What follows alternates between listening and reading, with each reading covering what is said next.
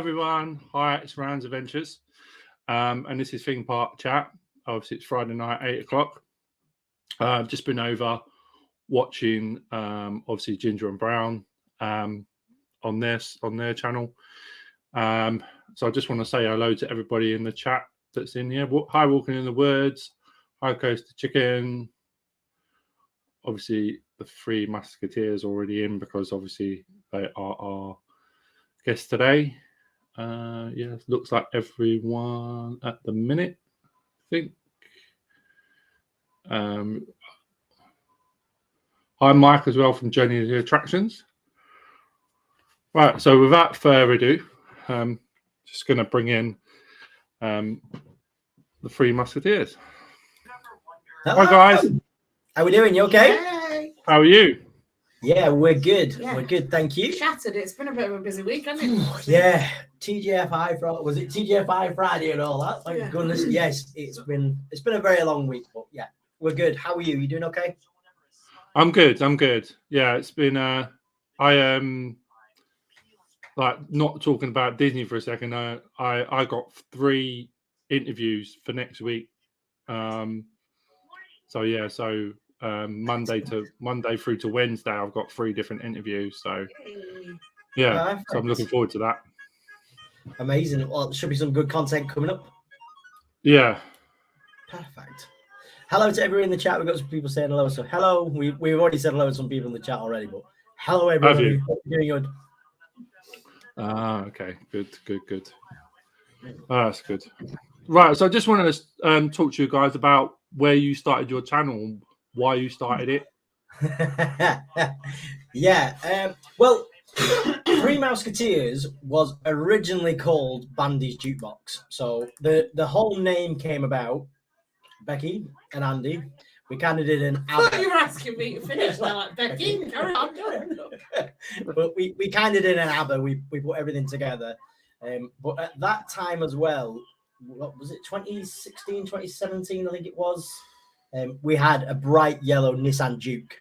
So the Juke that came from that, but it was lip syncing. Old school Bandy, exactly. Yes. Yeah. Oh yeah. Old school Bandy. We would pick pick one of our friends, little girls up from school, and we would be the weird looking ones in the Juke singing along to Disney music. Yeah, and then we posted it, didn't we, on Facebook? Yeah. It didn't even start on YouTube.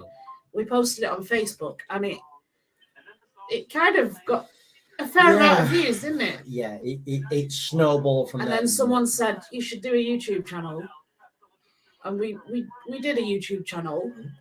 Didn't really put a lot of work into it, to be honest. We didn't really have the time at the time. No, and we didn't really know what we were doing. No, did we? But in the last year, the little dude over there decided to rename our whole channel, rebrand us all to the Three Mouseketeers, because that's what he calls us, and the 3MK was born.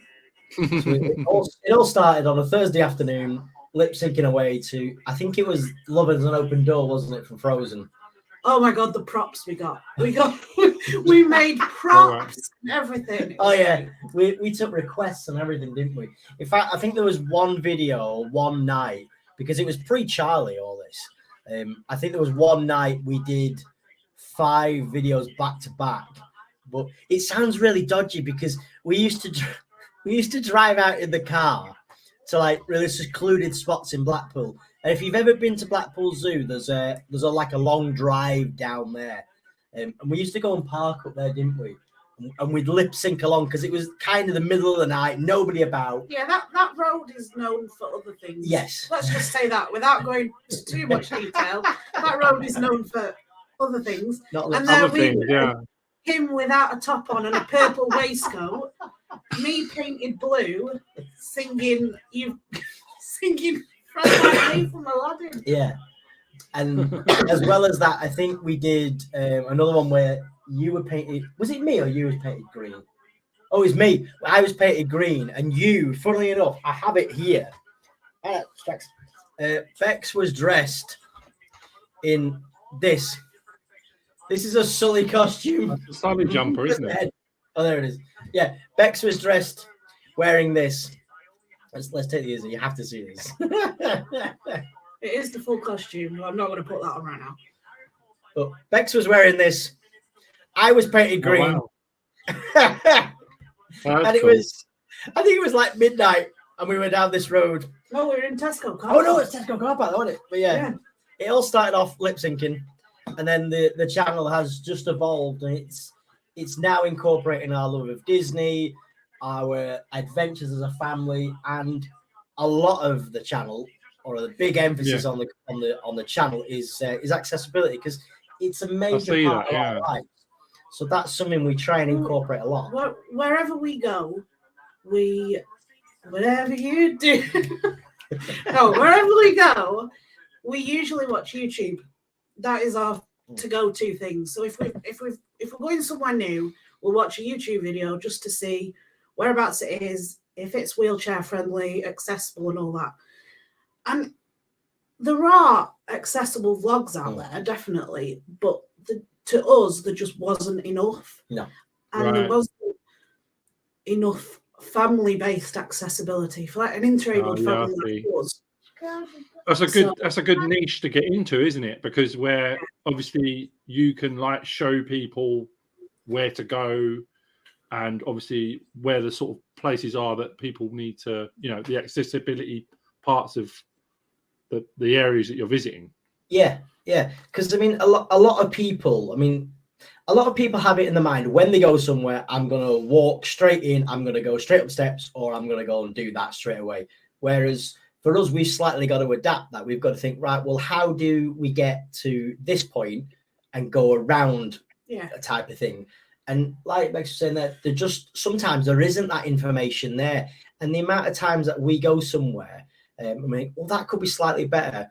We've worked with quite a lot of people, haven't we? I mean, like National Express, we worked with Eurostar the Eurostar one, when they asked us to work with them, it was a case of, can you tell us how we can make it better? I mean, a lot of places have got accessibility, haven't they? But to get that next level.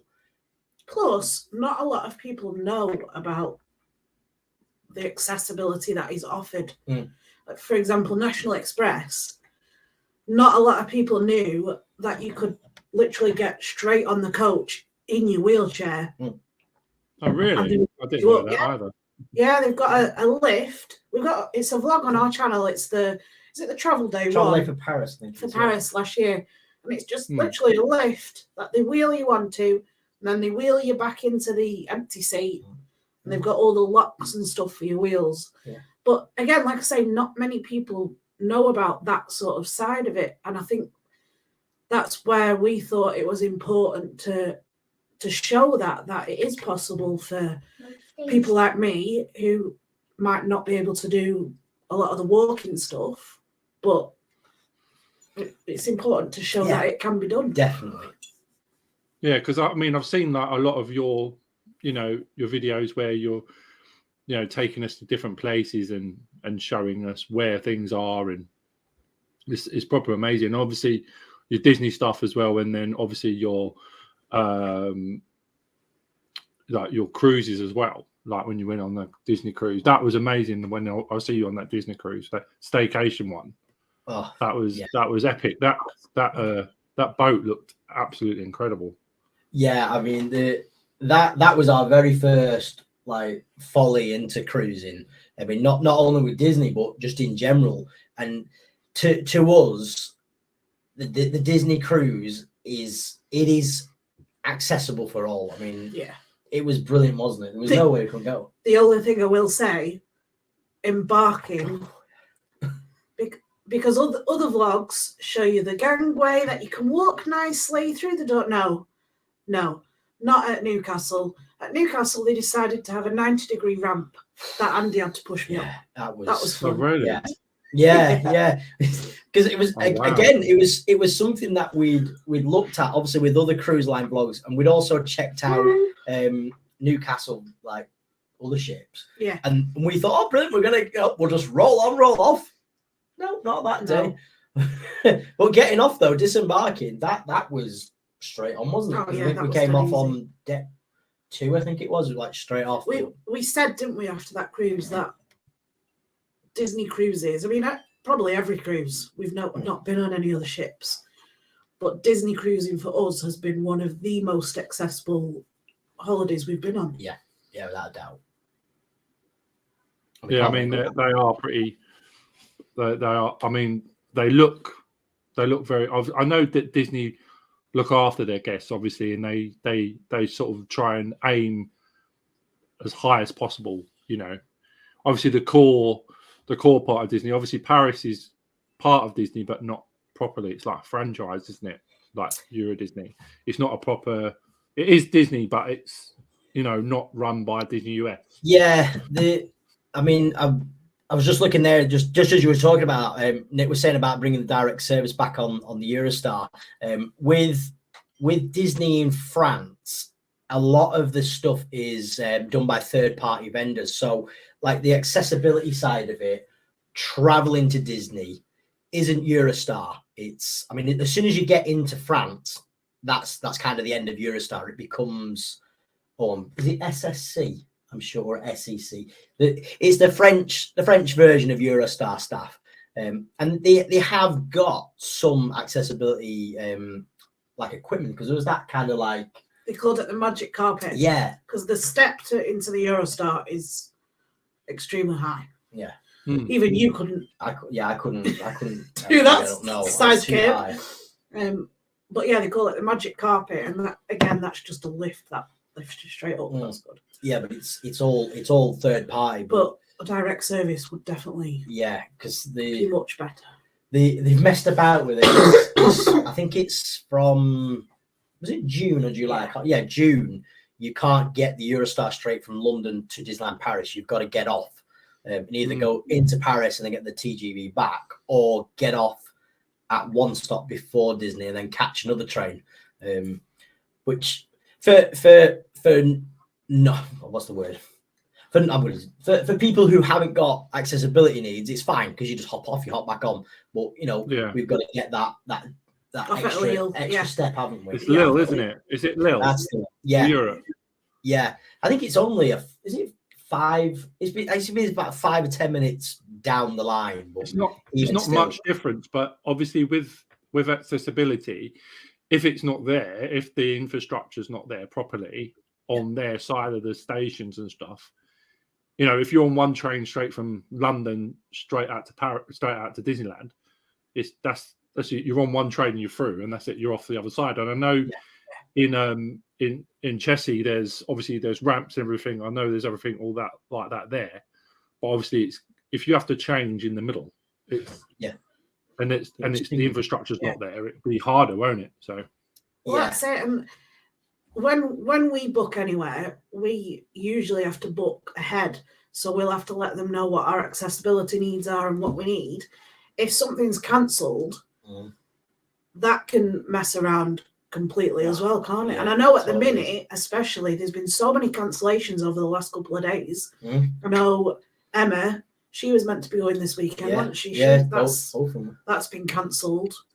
And then Disneyland.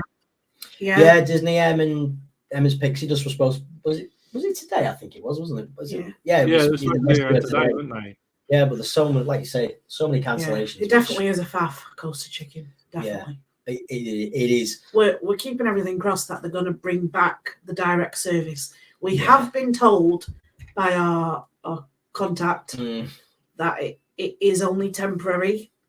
Why have they? Why I couldn't get my head around why they stopped that.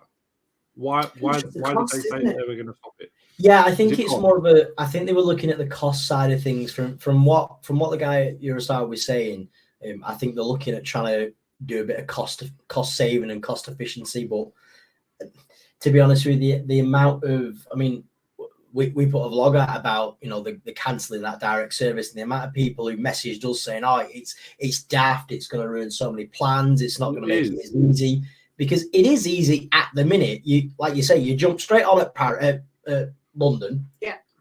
I mean, how long was it? An hour and a half? 2 hours? Yeah, it's an hour and a half. To Paris. That you do, Dave. But however long it is, I can't remember exactly the time. You're in Disney, but now you've got this extra weight in the middle. I can hear him in the background. He knows his way. He knows his way. But yeah, I think it's a cost efficiency thing. Yeah. But I think Is it because of the track? Is it because of the maintenance of the track and stuff like that between Lille and Disney? Could be everything. I mean, there's so many different companies that use that stretch of the line. It's probably something's down with contracts or something like that. But I would be betting it's down to it's all come down to money, doesn't it? Coaster Chicken was asking before about the cruise. Any tips? Oof. For accessibility, for in general, because there's loads, isn't there? Are you going on another one? Yes, we're booked to go end of August. We're booked to go on the 4-day cruise to Spain on the Disney Dream. Well, we could. Are you going on the Dream? Yeah. Well, yes, we're like this on it at the minute. Yeah. The amount of money that we're spending on a 4-night cruise. Right, before I say anything else, we love cruising with Disney. Amazing. I would go all the time if I could. Me too. Now we're going to have Tara all the time as well. He's absolutely desperate to get on a plane. And we are trying our hardest to make that happen. He wants to go to Florida. The Disney in Florida. Yeah. Florida. The thing is with Florida, it's getting so expensive to get out there now. This is it. Yeah. We're looking, because we've paid off over half of it, haven't we, of the cruise? Yeah. And we're looking now at possibly maybe getting a refund on the cruise and booking Florida instead. Because we get obviously triple the amount of time.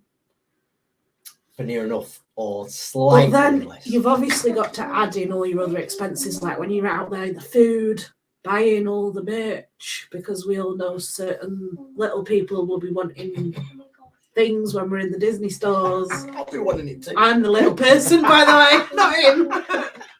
Well, you know, when you're watching the park hoppers all the time and they're like buying stuff left, right, and centre. But they're really good and showing you around over there anyway. But with that place, I mean, we've said that we're not going to go out there till 2025 because Epic Universe is opening in 2025. Yeah. So we're going to wait until that. Obviously, I missed out on Velocicoaster by about a week. Oh no. And when we was out there in 2019, so but I've missed. Obviously, there's new things that have opened up. But I thought we might as well just wait for Epic to open and then go out after Epic's open. This is it, isn't it? I never think with Disney. I mean, we're talking about today. There's no. I never think there's always the perfect time to go because you're always either gonna miss something or you're gonna you'll not be there for something, or you'll just get back and they'll just announce something. It's like, oh, come on. Yeah. I mean, when we looked at Paris, we're like, oh great. Well, not Paris. We looked at Florida for this year, I think it was, or last year. We're looking at all the different trips we're going to go on. We're like, oh, we'll go for the 50th, and then we were like, well, hang on, Paris is doing this because Avengers Campus opened, and it's like when we were there, we saw the concept art for Frozen Land that's coming and for Galaxy's Edge over in Paris. And we're like, well, when do we kind of time it? Because there's all them construction delays, aren't there? I mean, look at Tron. How many people planned to go to Florida for when Tron opened? Yeah. Nobody knew that the world would go crazy with the pandemic and that would push it back. And I think that has affected a lot in regards to the prices. Because when we originally went for our honeymoon in 2016, I don't remember the prices being nearly as bad as they are now. It is dear, isn't it, now, to get into the parks now?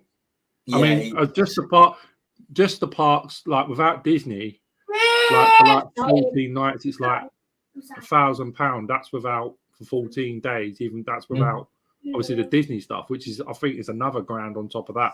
That's each, obviously. Yeah. It's the prices are just steadily increasing, and it's. I mean, I think back to when I went with my mum and dad years and years and years ago.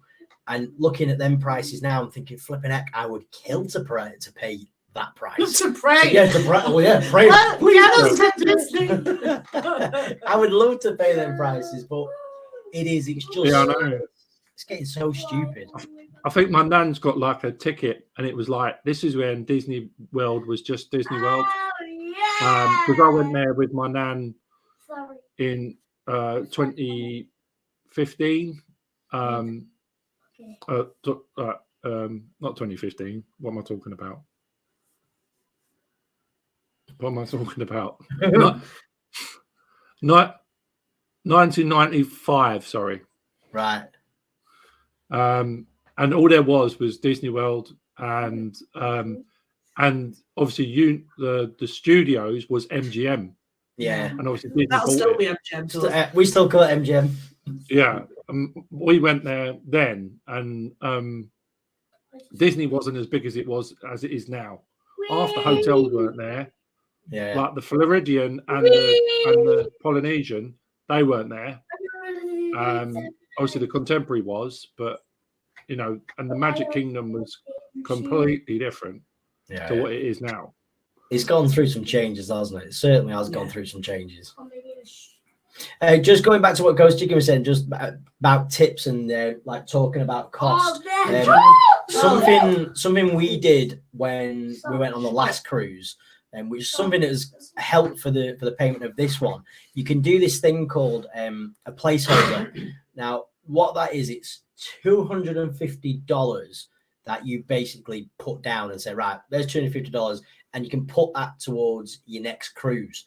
So you can take that within 2 years of you, embarking or disembarking your last cruise, and that certainly helps with the cost of that, doesn't it? So that would be a massive tip, is if you can kind of afford to do it. If you know you're going to be going on another Disney cruise within 2 years, definitely do it. Definitely try and get another.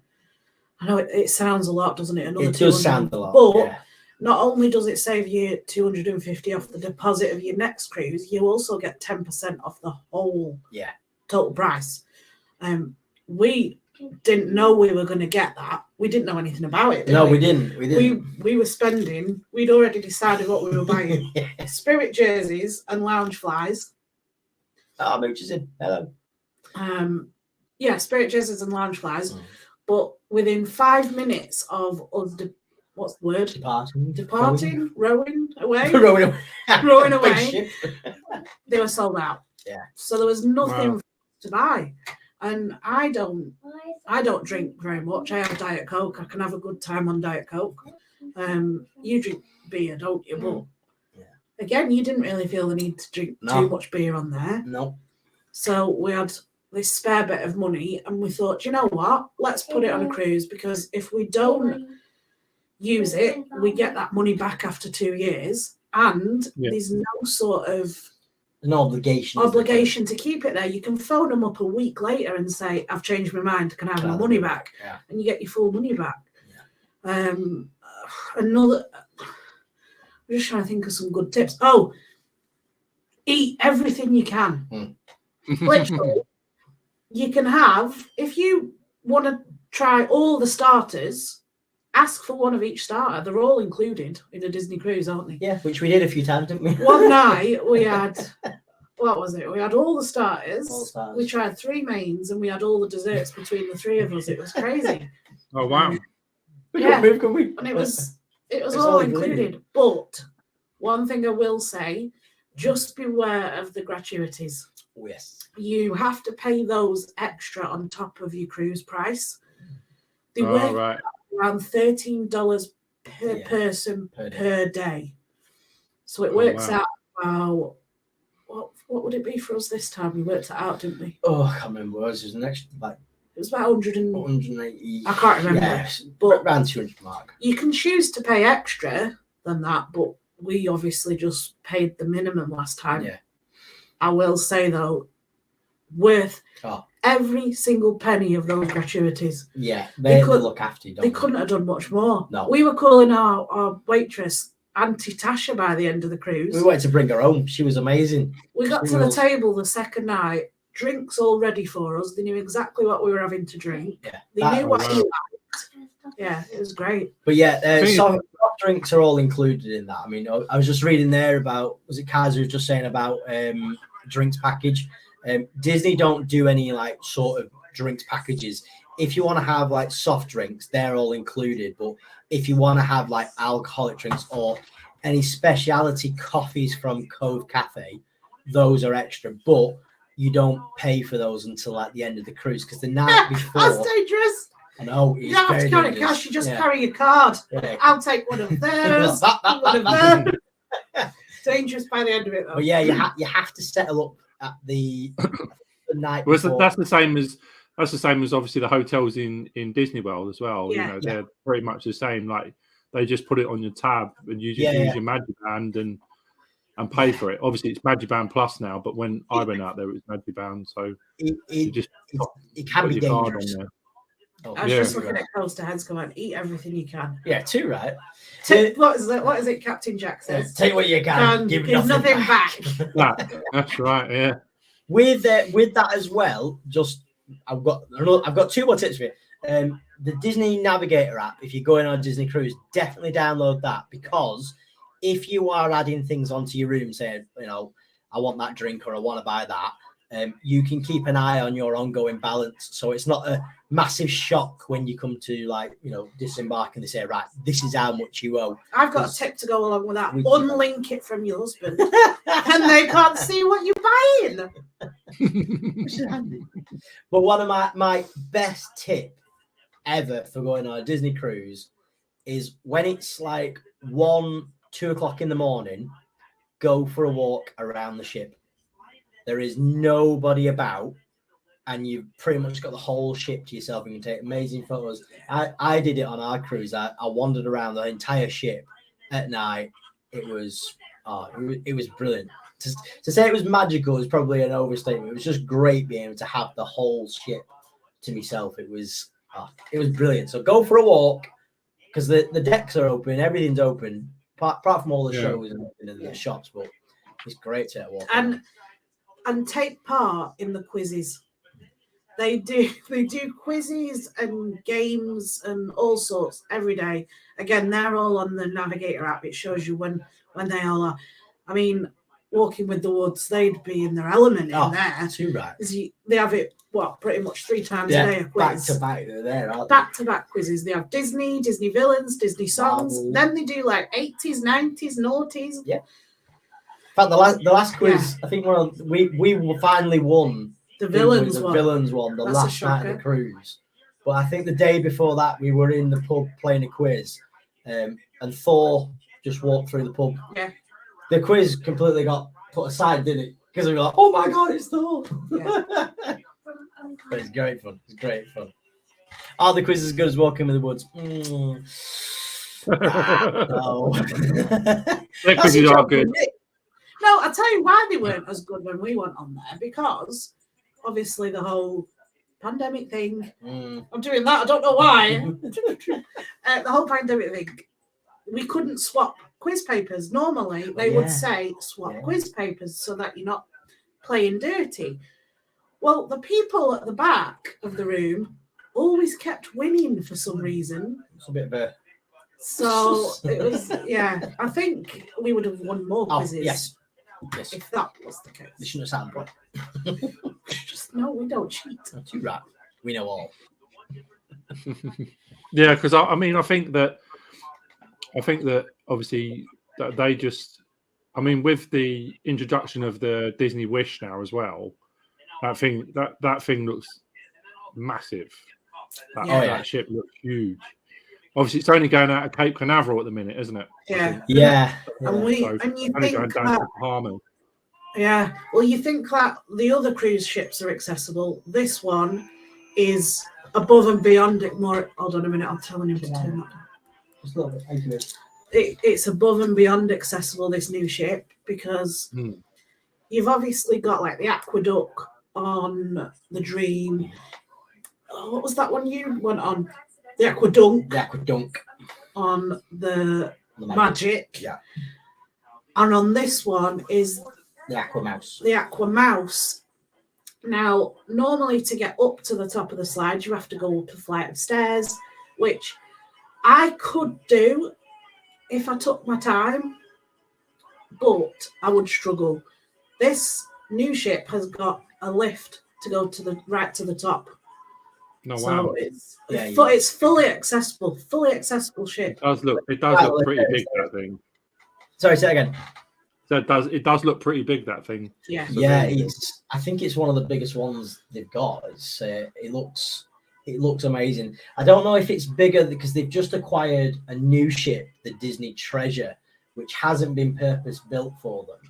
But the new one they've not said where it's come from. So I don't know if it's I don't know if this new ship is going to be bigger, but the Wish is massive, isn't it? Yeah. That's definitely on our Disney bucket list. Are you still doing the Am I still doing street live video? Yes, at the end of March, so the 31st, I'll be sleeping out in the streets of Blackpool for one night. Are you doing? That's part of the charity, isn't it? The one. Yes. Yeah. That's happening the 31st of March. So I think it's from around about 8 p.m. They say it's from 8 p.m. until 6 a.m. But they've kind of caveated the 6 a.m. with as long as you can manage. So Rob from the charity was giving me a few bits of advice. He's like, make sure you wear triple layers and things like that. But I'm going to do my best to stay out all night. We're going to be vlogging it. We're also going to be doing a live stream on the TikTok as well to show people what we're going to be doing. But I had to set a target of £50 to raise. Each person was like, "Can you raise £50?" But I have managed, which I'm really pleased at this. And thank you to everybody who's donated. We've raised so far £92, which is pretty much doubled your target, haven't you? I'm being greedy now. I want to get to £100, which is £8 more away. So I'm really pleased at that. But yeah, we're still doing that. What does that £50 actually get? Is that a room in and board and food and stuff? Pretty much that for one person. Or? Yeah, the £50 goes towards helping. What Street Life does is it helps 18 to 25-year-olds, and they basically provide a safe place for them to sleep for a few days. They kind of put it that you can be there for 2 or 3 nights, but they kind of do it like a week. It's kind of unofficial. You can stay for a week, but the £50 does exactly that. It allows them to pay for the actual room and feed them, because Street Life is all charity based. They don't get any funding from the government or anything like that. It's all completely done via charity donations. It's justgiving.com/Andy3MK.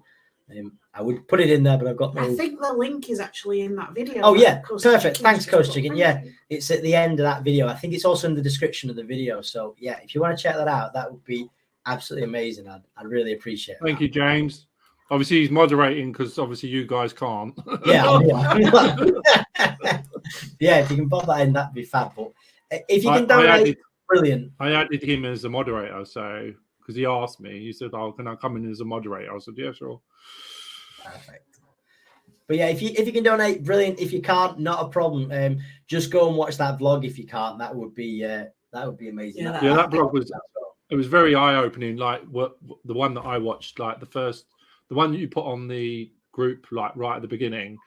It was very, very eye opening about, it's different when you go behind. It's all, people look at Blackpool and they think about the front, the promenade and everything else like that. And they don't look behind. Once you go behind the front, it's completely different. Like some parts of it is.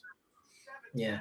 I mean, I always think we're very lucky in everything that we do. I mean, we're very lucky to be able to have a house, and not to bring the mood down, but some people aren't that lucky, and just to be able to, it sounds cheesy to say it, but just to be able to kind of give something back and to help out would be, is a good way of doing it, isn't it? I think. Yeah. Oh, yeah. I mean, it's the same thing like what Mike does, and when he takes people to theme parks and stuff like that, and I mean that's one of the reasons why I wanted to do it, because I see people do it in the States, and I'm like, I want to do something like that, but I want to get my channel where it's big enough so I can do that. you know, to help people and to take them places and whatever. If I can do that, then I will. But obviously, I've got to get to that place first. So, well, this is it, though, isn't it? It's just I think just anybody helping anybody is always a good thing. You know, I mean, there's been times, aren't there, in, you know, certainly since we've been together, that we've needed help. You know, and to be able to actually get help from somebody, it's quite nice. And this community that we're in now, you guys, we love it, don't we? Yeah, it's yeah. dead supportive. Everyone's dead supportive, and I know we're not as active in the chat. It takes us about 50 hours to catch up sometimes. But no, it's everyone is just so nice in that in our little community, aren't they? Yeah. I mean, I suppose you find that amongst like coaster people and Disney community. That's what it is. That word of community. It generally happens, and it really does happen. And I suppose that's one of the good things about being part of YouTube and being in communities like that. You all support each other, and that, I think, that is exactly what everybody needs. You all need that bit of G up, don't you? Got a drink? Have you put a bit of... I know, I should have put Irish coffee. There's Irish coffee in it. I'm going to get down off my soapbox. Oh, dear me. Yeah, I mean, because obviously, you know, it's a lot. People, we're all here to help everybody else, you know, as much as we can, you know, and other people on YouTube are the same, because they take people, you know, the people in the States, like people like the park hoppers and stuff like that, they spend like 4 hours of their day in Disney to show people that can't get to Disney what Disney's about. Yeah. And what things are like. All right, I know they show the merchandise and stuff like that, but that's part of the whole thing. But I like the way that they interact with, you know, with people, and they're very, very communicative all the time. Eric and Monica are always very, very on the ball all the time. They listen, obviously with the mods in there with you guys and everything else, but it just to show Disney as it is, and also, you know, get people that can't get to places what it's like. Yeah. And you know, it's another win. It's like having Disney in your door, in your front room.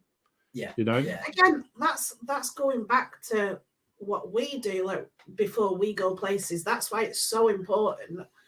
Well, we feel it's so important that people like you do these vlogs so that we can search for them and go, right, okay, so this would be the route we'd go, or we'd be able to do this and maybe not this. So vlogs like yours and everyone else's in the chat are so important because it helps us out. Yeah, I suppose I suppose it shows that everybody can go there. It's not just, it's inclusive for everybody. Well, for example, do you want to say about Sunday? What's happening Sunday? This Sunday just gone. Yes. Sorry, what are you about then? Yeah. On Sunday of last week, we were supposed to go to an event in London for Disney, and we tried to search for the venue to see what it's like. Because again, like we were saying earlier, before we go anywhere, the first thing we do, YouTube. It's like when you go to a restaurant. When you know you're going to a restaurant, you look at them, or a lot of people do, look at the menu before they go, and they pretty much decide, I'm having that, roughly what they want. That's kind of like what we have to do. We have to kind of look at the menu of the accessibility. I know what you mean. Yeah, sort of plan your trip to there. Yeah. But the place where the venue where this was, there wasn't anything about it. We couldn't find anything. We ended up Googling it to find out that it was a big Airbnb house in the centre of London. All right, fine. Oh, wow. But because it was an old house, there was no accessibility. And it was across 3 different levels, this event. And we're like, well, we can't kind of go. We'd been to Blackpool Zoo on the Saturday, haven't we? Yeah. We were still umming and ahhing about going. We'd been to Blackpool Zoo on the Saturday, and I'll be completely honest, I was in absolute agony. I could hardly move.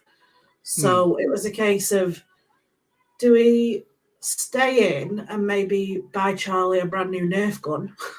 Which we did. Or do we spend, it would have been about £100 minimum to get to London. To go to an event which is And we inaccessible. actually watched some of the reels on Instagram of the event, and it was pretty much all stairs. Yeah. They would have had to bring Was it? things to us, and it wouldn't have been the right experience. So No. it's always, for us, it's always a case of finding out about the place before we go. So Yeah, because they should. I mean, you know, they should in this day and age. I'm not being funny, but they should at least have. Obviously, there are certain places you can't. I guess. Yeah. They should try and have something where, you know, there is accessibility. You know, in places now. Most places do have it, don't they? But yeah, we're very laid back. I'm a very laid back disabled person. As long as I can do pretty much everything, with exceptions, it doesn't bother me. But I know some people in the disabled community, not naming any names, but would cause a ruckus about the smallest thing when there's really no need, because there are certain things that I can't do, and you know what? That's fine. There's certain things that you can't do. Yeah, I get. Again, that's fine. You just get by, don't you? You don't. Yeah. I don't know. But, yeah, because you have to try and, you know, some people will moan about the slightest thing, you know, but you have to sort of be, I don't know, sort of like laid back sometimes, I guess. Yeah. You know, just to sort of, because like things ain't gonna go. You know, some places are probably not updated unless they're brand new. Some people may not have updated, you know, places, and they'll try, I guess. Because they have to go to a certain. I suppose they have to have a certain criteria they've got to meet when they're a place. You know, some sort of attraction or. But obviously, if it's a house, then it's kind of not always the same, is it? Yeah. And it was absolutely fine, not a problem. Yeah, it just we just know, don't we? For the next time, if it comes up at that venue, we'll politely decline. But I mean, you were saying there about, like, you know, kind of attraction, things like that. Abilities, exactly. Tron. I mean, I keep going back to Tron because I'm desperate to ride that, but Tron's a good example. Is probably the best example of something that is most up to date. They've got an accessible carriage at the back. They have, I see that. Is, you know, instead of you having to ride, you know, like Superman, they've got a carriage which you could just transfer from your chair and sit like we are now.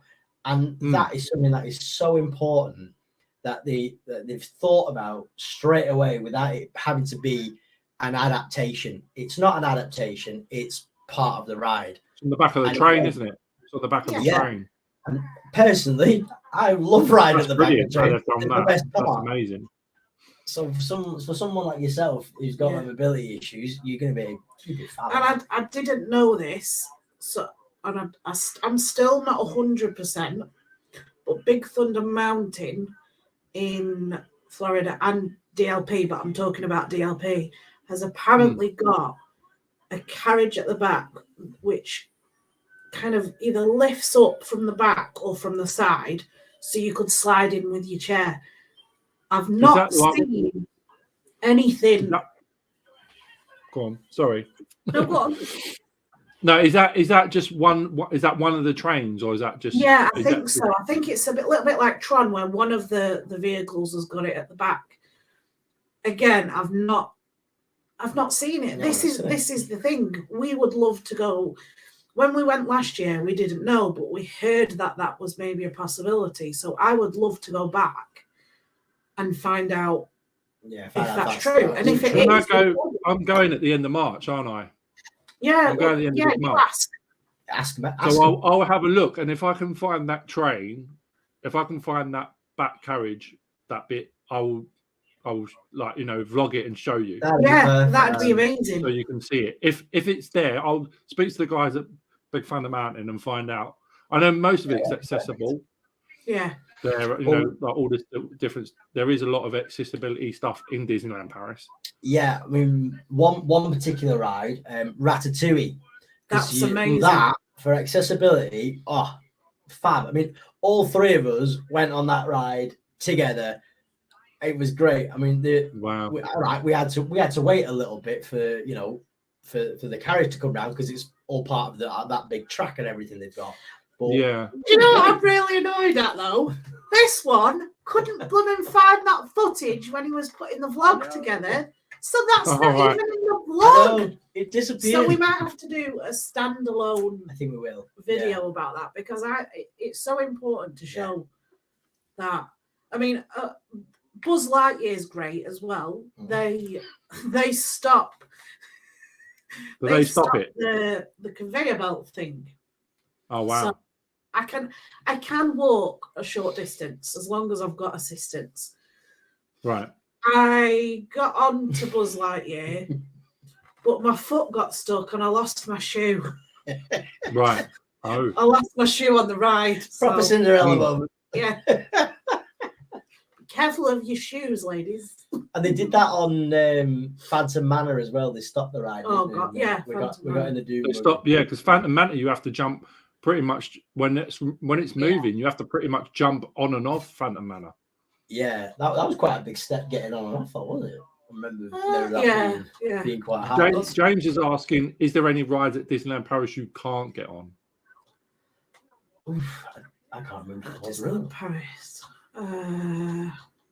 Flight Force you didn't go on because that was Pirates of the Caribbean. Pirates, the minute, I can ride Pirates of the Caribbean, but at the minute it's quite a big step down and a big step up. It is a drop. It is a step down, yeah. So I'm struggling at the moment with big steps.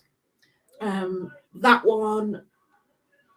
I don't think there was much more, because you got web slingers. That was fine. Again, you transfer Hyperspace Mountain. Oh, Hyperspace Mountain, yeah. Again, because that's a massive drop down. But again, it wasn't really an issue because Charlie is an adrenaline junkie. He will tell you he'll go on any ride. Tower of Terror is his favourite. Big Thunder Mountain comes next. He absolutely bawled his eyes out for about an hour when Andy went on Hyperspace Mountain without him. Yeah. But he's not tall enough. He just wasn't tall enough. So it was quite handy that I couldn't go on that at that time. But yeah, he's definitely got himself a roller coaster buddy. Yes. Is that 1.4? Hyperspace Mountain. It's that, yeah. Yeah. I know Charlie can go on the 1.2s. Yes. So it must be one. Yeah. Okay, Dave. I'll see you later. Thanks for joining. Dave. Have a good one, Dave. Take care, buddy.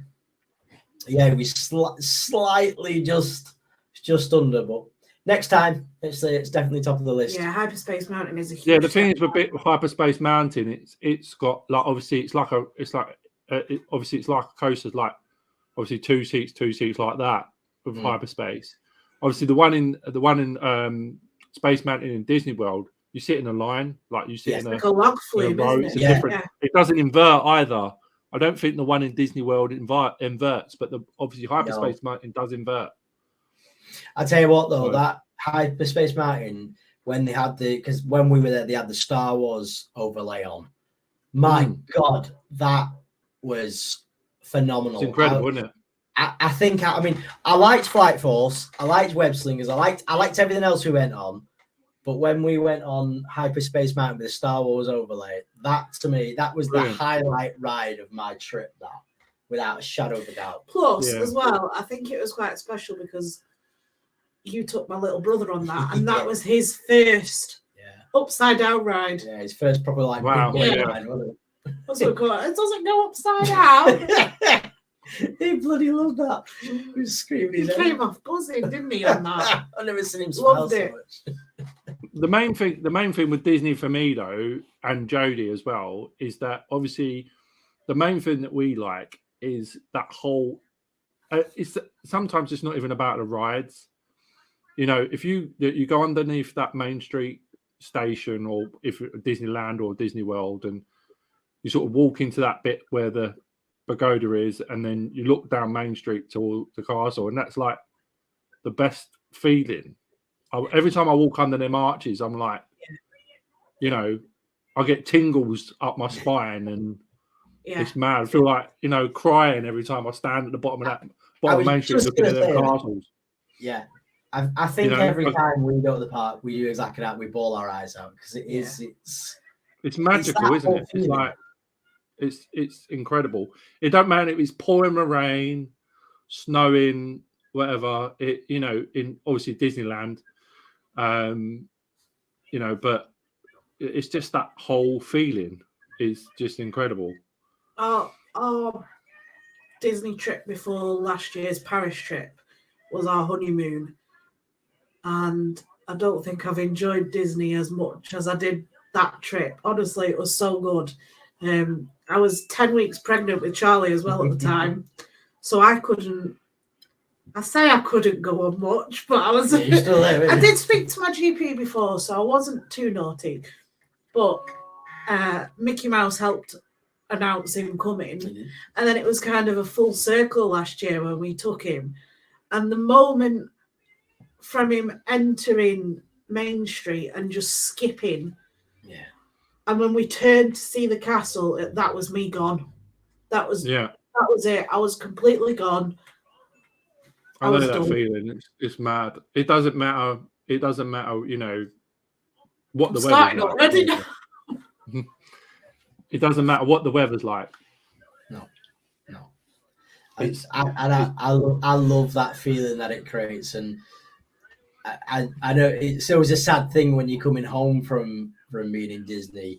No matter whether that's a cruise or Paris or Walt Disney World or whatever. It's always that moment, the night before you're coming home.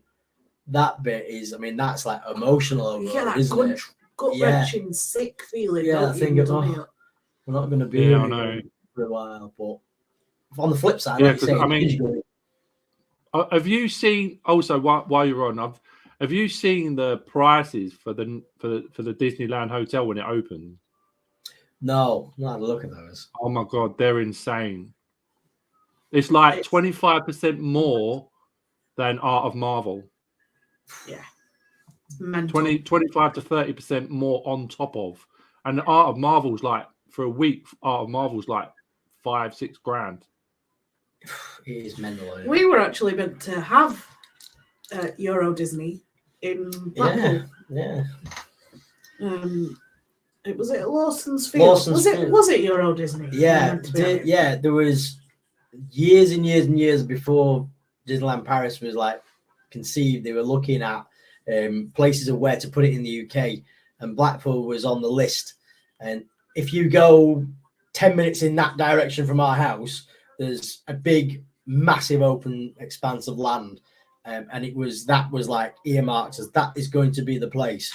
But Blackpool Pleasure Beach decided to block it. They were like, no, they put God knows how many objections in. Yeah. And really? they popped it. Yeah. So Disneyland could have been in the UK. Disneyland could have been in Blackpool. Yeah. Whoa. But they went with Paris.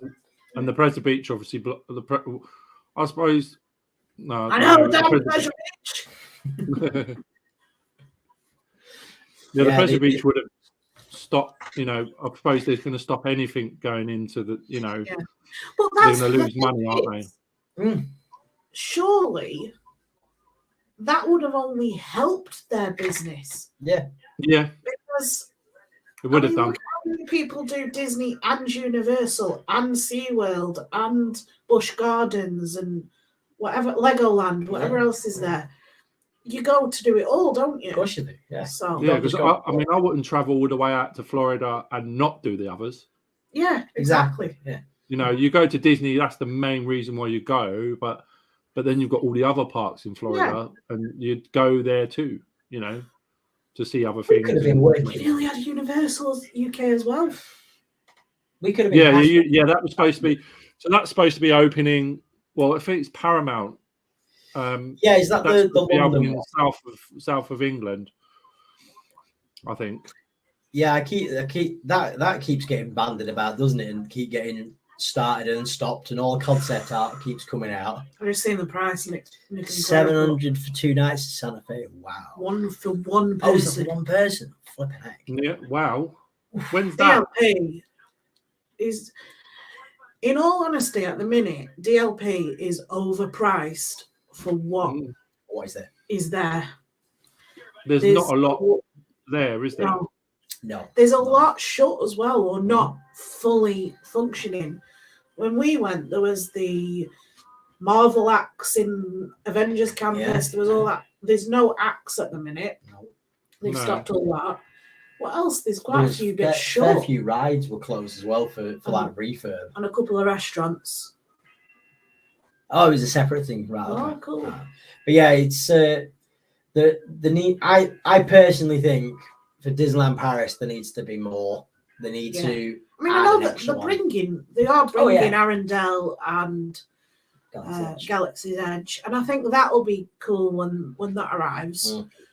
Yeah. Personally, I don't think we'll be renewing our annual passes until that opens, because for us there's not enough. It sounds awful because I would give my kidney. That's it. I would give my kidney to go to Disney. Yeah. But I want something for my money. Yeah. Yeah, I heard that, James. Oh. I heard that. We're not renewing then. Not renewing. We're not renewing. Well, I heard that they've earmarked it for something, but they don't know whether it's in the pictures though. In the studios, there's a picture of Arendelle, obviously next to obviously you can see the Avengers campus in the corner, and then you can see Arendelle, and then there is a picture that looks like Galaxy's Edge. Yeah. But then but I heard of rumors coming out of Disneyland that it isn't going to be Galaxy's Edge. Well, they're definitely not renewing then. That's it. Go terrible. I don't know whether that's 100%, but it's on the. But I don't understand. It's on the concept art on the wall, so I don't know how they can back out of that. Yeah, because I think we captured that actually in one of the vlogs. I think because we looked at the massive wall with that concept art. Batu was definitely on there. Yeah. Oh, have you heard actually about in the corner? Yeah, it was literally right in the corner, wasn't it? Coming out of Florida today, for the launch of Mandalorian season 3, Grogu and Mando were making guest appearances. Well, it's just been confirmed today that they are becoming permanent residents at Black Spire Outpost. So they are going to be there. Wow. Yeah, they're going to be a permanent meet and greet. Well, wandering around, I don't think they're going to have a proper meet and greet. And apparently, gurgles and everything. He does, yeah. He does go. He actually. I've seen. I think Ron on the Go was over there, and I see him. He was actually talking. Like Grogu was actually talking and stuff. How good was the last episode, by the way? Someone called him Baby Yoda to Mando, and Mando actually said, no, his name's Grogu, not Baby Yoda. Actually, to the person, which is kind of mad. You should be like, get out. You're not allowed in the park now. Out. Yeah, I've got my my Wednesday Mando socks on. I bought some Grogu socks just for watching Mandalorian. Yeah. But I've got them again today. I normally watch it back to back, like when it first comes out. I haven't seen the new series yet because I wanted to wait until it's all out and then I can watch it all in one go. No spoilers, but it is, so it's good. Yeah. Is it good? Is it as good as season 1 and 2? I think. Yeah, I would because I've laughed more in this season so far than I have. There's a bit more action as well. Yeah. Bit more action, bit more comedy. It's good. It's good. Grogu's amazing. I do like the Mandalorian. I really do. It's so so cool. I love the Mandalorian. We need to watch Andor. Yeah, because we watched a clip of it. I tried to find the clip of it the other day because it was filmed about 10 minutes up the road from us, or part of it was filmed in Cleveland's. Yeah, so we fast forwarded to the bit where was filmed in Cleveland, and we're like, oh my god, I know where that is.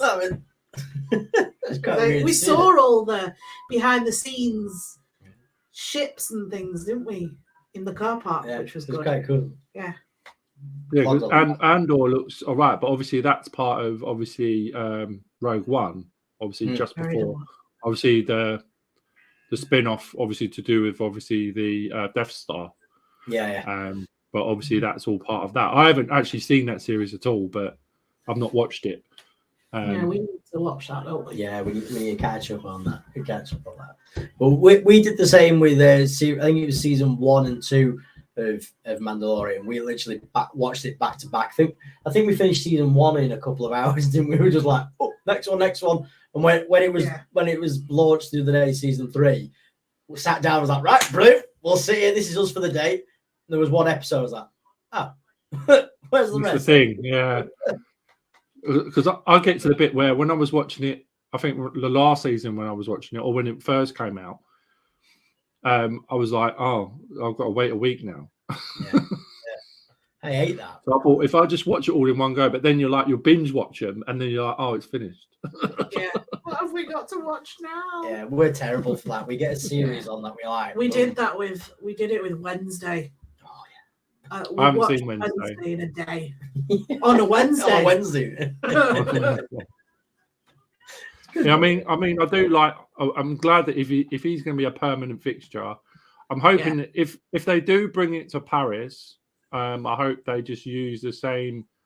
The thing is, the one thing I find differently to America to Disneyland Paris is that obviously the shows in the States are far superior.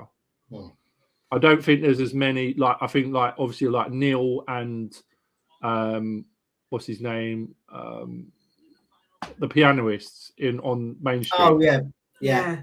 Them two are absolutely amazing.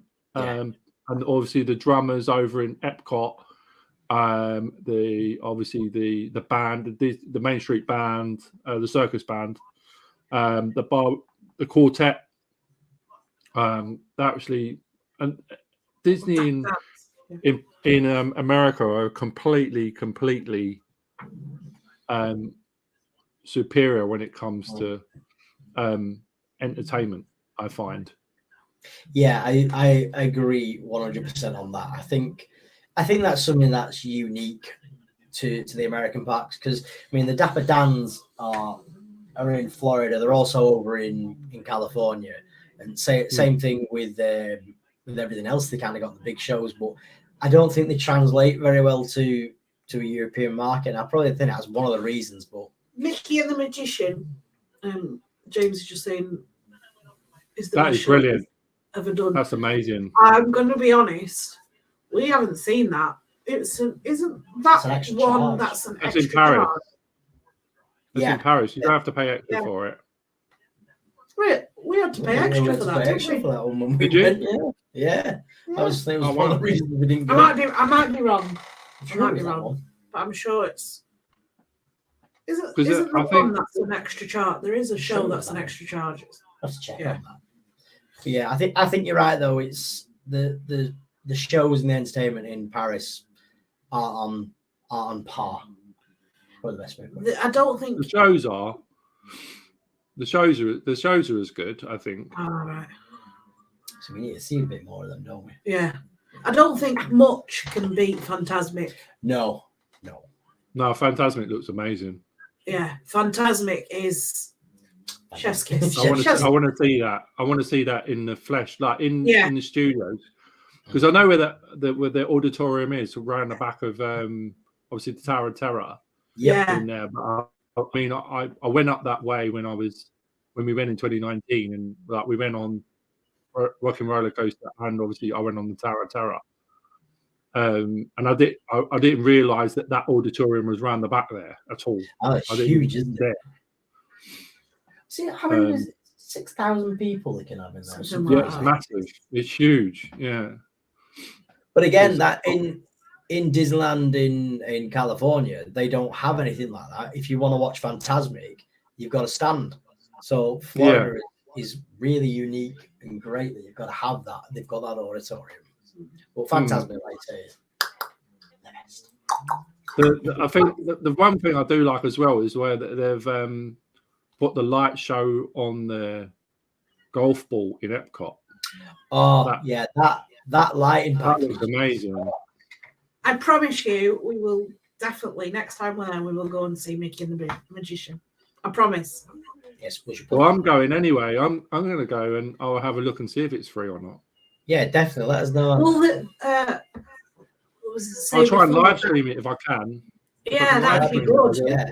But it was saying the last couple of visits have been free, but before November it was free. It was definitely an extra charge for us because I looked into it. It wasn't that much. What was it? I think it was 21 21, euros yeah, per person.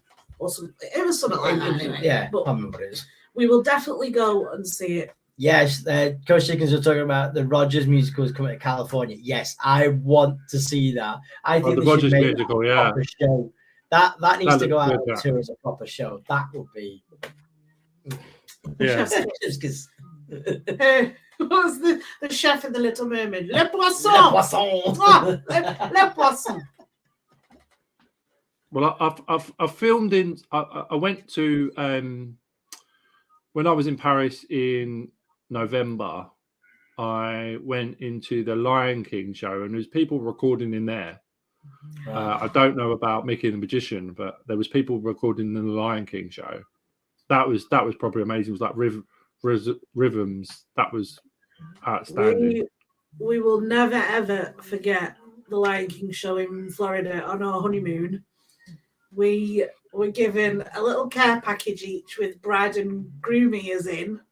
And we were taken backstage after the show to meet the cast. Yeah. We've got a picture wow. of it, a canvas on our wall. It was one of the most magical memories we've ever had in Disney. That, and I am going to show off a little bit here. You haven't. I've been in a parade. I was on Mickey's Flow in, if you remember, Animal Kingdom's Jamming Jungle parade. I was on Mickey's Float, which was, again, an accessible float. So even the little things like the parades and that sort of thing that they include the guests with, they make them accessible. Yeah, I mean that they are, in the States it's quite a high sort of thing over there, isn't it? When it comes to accessibility, they are on the ball. Totally. Definitely. We could learn a thing or two in the UK from the US, without a doubt. Without a doubt. Yeah. Yeah, I mean they are pretty much outstanding. Totally agree. I'm just fantastic. All right, yeah. I mean, I do think that, that if they could try and have like shows, external shows. Obviously, I know you have like the parade. We have. I mean, lucky enough, the big parades in the States haven't come back. They have cavalcades, but I mean, our parade is back. The Walt Disneyland Paris's parade is back, so that's good as well. But I mean, I went there in the winter, so it was like all Christmas stuff. But I want to see like back to the original fireworks and stuff. The nighttime fireworks, the illuminations. And also want to see the new Avengers drone show. Yeah, that looks fab. Amazing. I mean, we were saying though, we watched it on Nick's live, didn't we? Nick and Claire's. I would like to. I lost a bit of train of thought then. I would definitely like to see it in person. I think it's going to be a lot better in person. Yeah, I think so. Though that is wrong. It is a show to see with your own eyes. Yeah. I mean, I like the way that they've done it with the buildings where they're interacting with the Tower of Terror. Yeah. And then obviously you've got the people on the Tower of Terror as in an image.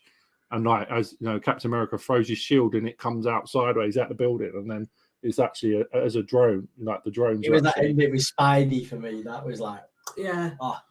Talking about drones, we are getting in Blackpool. I don't think it's this year, maybe next year or 2025.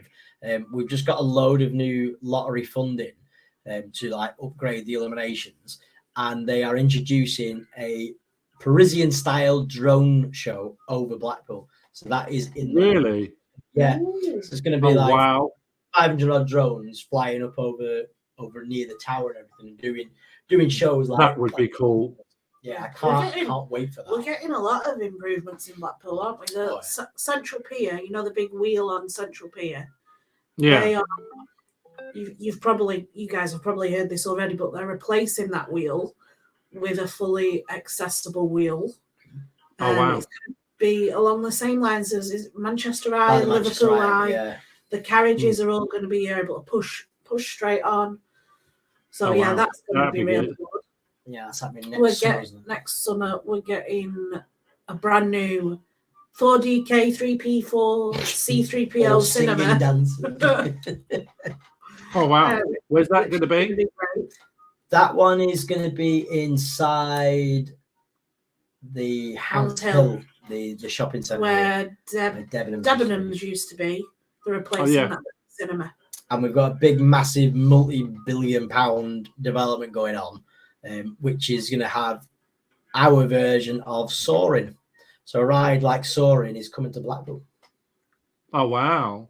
Cannot wait. That'd be cool. Floating away. Floating. That'd be cool. I mean, I do like Soaring. Soaring's such a unique ride. Totally. I mean, the 4D stuff, the stuff in the tower is quite good. Obviously, being a Merlin pass holder, obviously I mean, I went up there without being a Merlin pass holder, but that the video in there is really good. But I'll be honest with that one. I'm not a fan of the 4D cinema in there. The only reason being is and this is going back to wheelchair access and that sort of thing, but when I'm here in my wheelchair, the bar at the back is at my eye level. The screen isn't that great to see, is it? It's all right for you and Jelly. Yeah. You two go down to the front, don't you? But yeah, I mean, it's not too bad. It's on YouTube, that video, so you can watch it on YouTube. I mean, as James says, they do need to, do more stuff. Yeah. To Blackpool, like to get, because I mean, you've got quite a lot of, obviously Merlin near enough own half of the seafront, apart from the Pleasure Beach, but they do need to put in something. Obviously, whether the Pleasure Beach block anything else coming in, it's possible. Yeah, Merlin should just buy the Pleasure Beach, right? Yeah. I know that's never going to happen. You know what? The Thompsons won't let it. The Thompsons. No, the Thompsons will. No. I don't think there's a check big enough for Amanda Thompson. Merlin's huge, though. They could buy her out in 2 minutes. Yeah, they probably could. Yeah. Imagine, there'll be, and it'll probably get. I mean, Merlin, if they got hold of that, they'll probably update everything in there as well, probably. Yeah. 100%. It needs, in my opinion, it needs updating. I mean, I love Pleasure Beach, don't get me wrong, but in my opinion, I feel it is quite expensive. Very expensive. I remember the days. It's gonna make me sound like a grandma now, but I remember the days when I could go in the Pleasure Beach and walk around and pay per ride, as to speak. Yeah. So, exactly that. Just the tokens, wasn't it? The tokens just paid the wristband. Exactly. And then they changed it to you could either pay for a ride-all ticket or a walk-around ticket, which was about £5, wasn't it? Yeah. And then they completely changed it to £100 and your mortgage. Yeah, and your first ball. For one ticket. I know. It's a lot of money to get 2 people into the Pleasure Beach. If you've got annual passes for it, that's great. great. And if you go often enough, to be honest, the last time we went actually into the Pleasure Beach was when we went with your nephews, and that was we rode Nickelodeon Street, didn't we? And how long ago was that? Oh, that was years ago. That's when we first started dating, so it was in 2013, 14. Yeah, that was the last time we were properly there. Yeah. Do you not go in the Pleasure Beach at all up there at all? No, we go in for, say, if there's like events like the Santa's Grotto or anything like that, we'll go in. But in in my opinion, I feel like it's far too expensive. Yeah, it's just it's totally understandable. Too expensive. It really is. I mean, I don't. I mean, I haven't got a season ticket. It's too far away anyway. It's like 3 hours away from me. yeah. And like I normally like save up my Tesco's vouchers and then go and then like get most of the money off, even if it buys one ticket. Yeah, that's probably the best way. I mean, they don't even do, and this is something that we've said. I mean, when we don't work for the Pleasure Beach, obviously, but if I could say to the Pleasure Beach, do this, you'd be quids in. They don't offer any like local or resident discount. They don't open. I mean, it's like right now they're ready to open for the season. Well, why not open either before or slightly after the season, or during the week for like residents or local to the area? Because I would love to go to the Pleasure Beach and go and ride the big one. I'd love to go on Icon and the new Red Arrows ride and all that. I'd love to go and do it, but to pay the prices, we can't really. Well, you say I can't afford to do it. I can't justify it as well. But if they said, well, if you're a local resident, you can get it at 40, 50, 60% off, and you can come on times, that would be something which may be attractive to a lot of people. You'd still be making money because it'd be coming in, and it'd be the pre or post season, which you might have to tell them when you go to the media. Yeah, we're actually going to the season launch next week, so yeah, I might bring that up. It's not the speak to Amanda Thompson and say, yeah, it's kind of like the media event to find out what's happening. So I might speak to them about it and say, look, Valhalla's open. Valhalla. Speak to Amanda Thompson. Yeah. Yo, Amanda, come here. Yeah, Valhalla's going to be open, which will be nice. If Valhalla opens, it'll be good if Valhalla opens. If it'll be on that. If it'll be on that, if it's on that media event, but she can't tell. She can't say it if it's going to not be on there, because like she can't say it's going to be on there and it doesn't open. Well, they keep pushing the date back of when it's going to be opening, and it's just like I see it with me. Believe it when I see it with my own eyes when that thing opens again. Because James is saying that it's got a lot of nostalgia for it. Completely agree. Totally agree. I used to go in there with my nana, and we'd just walk around and have ice cream and donuts, and we'd just walk. We wouldn't even be bothered about going on rides. It was just the atmosphere walking around. Yeah. And that was I always loved doing that. £39 each on opening day. Wow. See, that's mediocre. That's not too bad. I don't know. Maybe we're looking on the wrong days, but almost as long as Tron's construction. Yeah. Do you know? I can't remember who I was talking to the other day, but I went to the opening day of Valhalla when it was first sponsored by the Daily Star. I went down. I took the afternoon off school. I don't know how the hell I managed to get out of school, but I went and I rode Valhalla like 3 or 4 times in a row. Thought it was the best thing ever. I even thought it was the best thing ever because I got handed a free Daily Star by one of the Daily Star girls. It's like, do you want to come on the ride again? Yeah, all right. So to me, it feels as long as that day open for it to come back. But I'd love to love for it to come back. Yeah, I think that they should definitely do what you said though, like some sort of local discount, for people, or at least like give like as you said, like bring back like the half price, like spectators. Yeah. Thing, spectators. Some other rides at the Pleasure Beach, I don't think a lot of them I don't think I'd be able to ride. So I would literally just be going as a rolling spectator. You'd be rolling around. But they definitely need to I do would that. still have to pay the full price. Yeah. And again, I don't know if this has changed, but with carers tickets, you actually have to pay full price up front first, fine, whatever. But normally you go to somewhere and you'd be like, can I have an adult, a carer, and a child?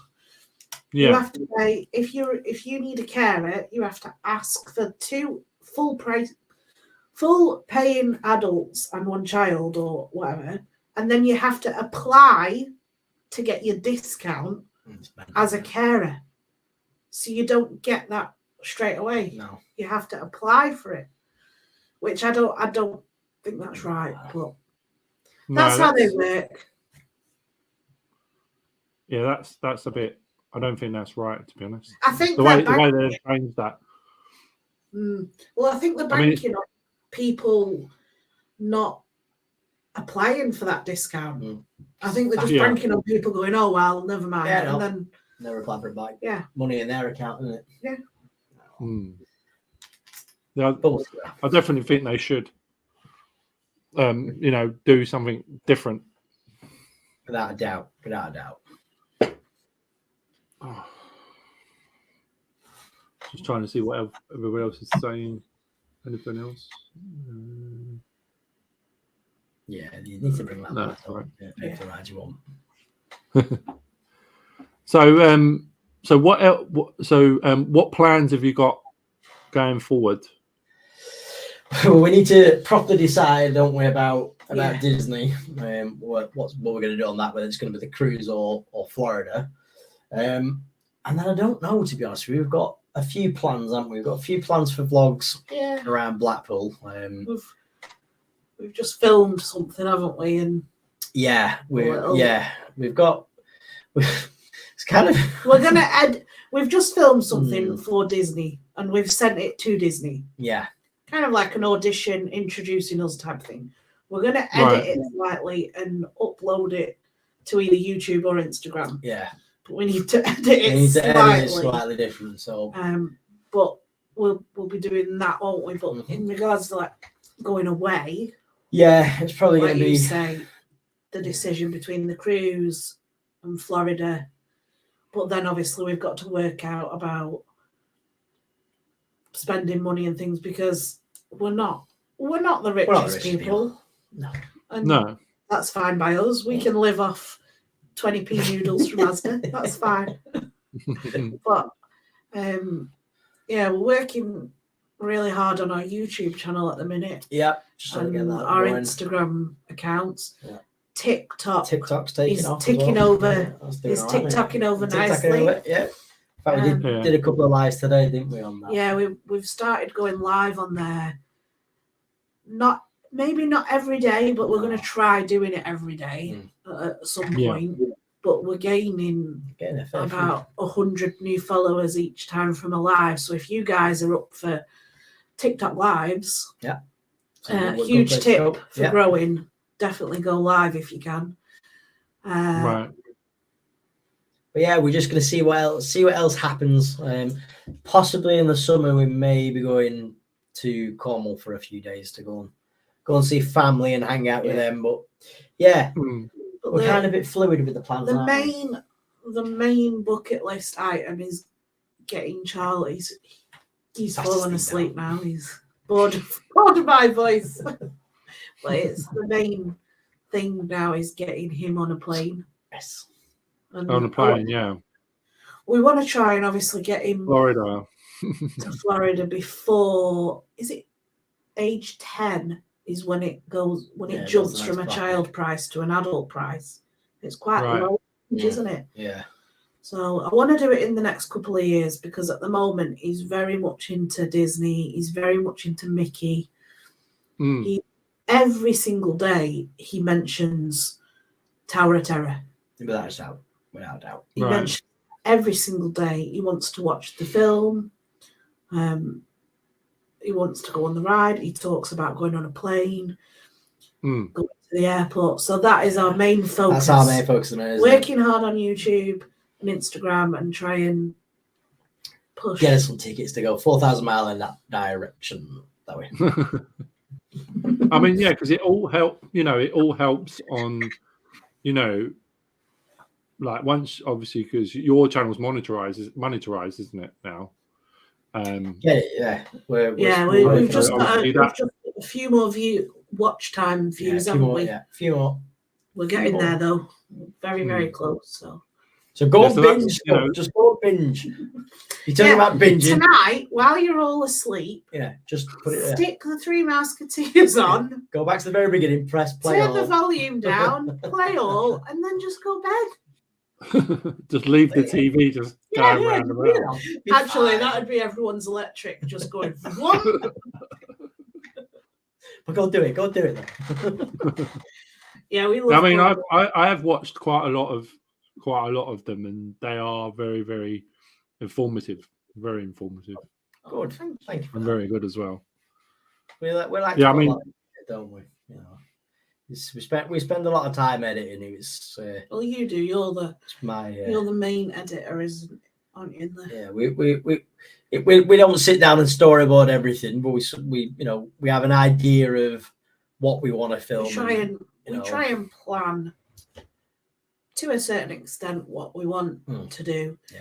We just need to get our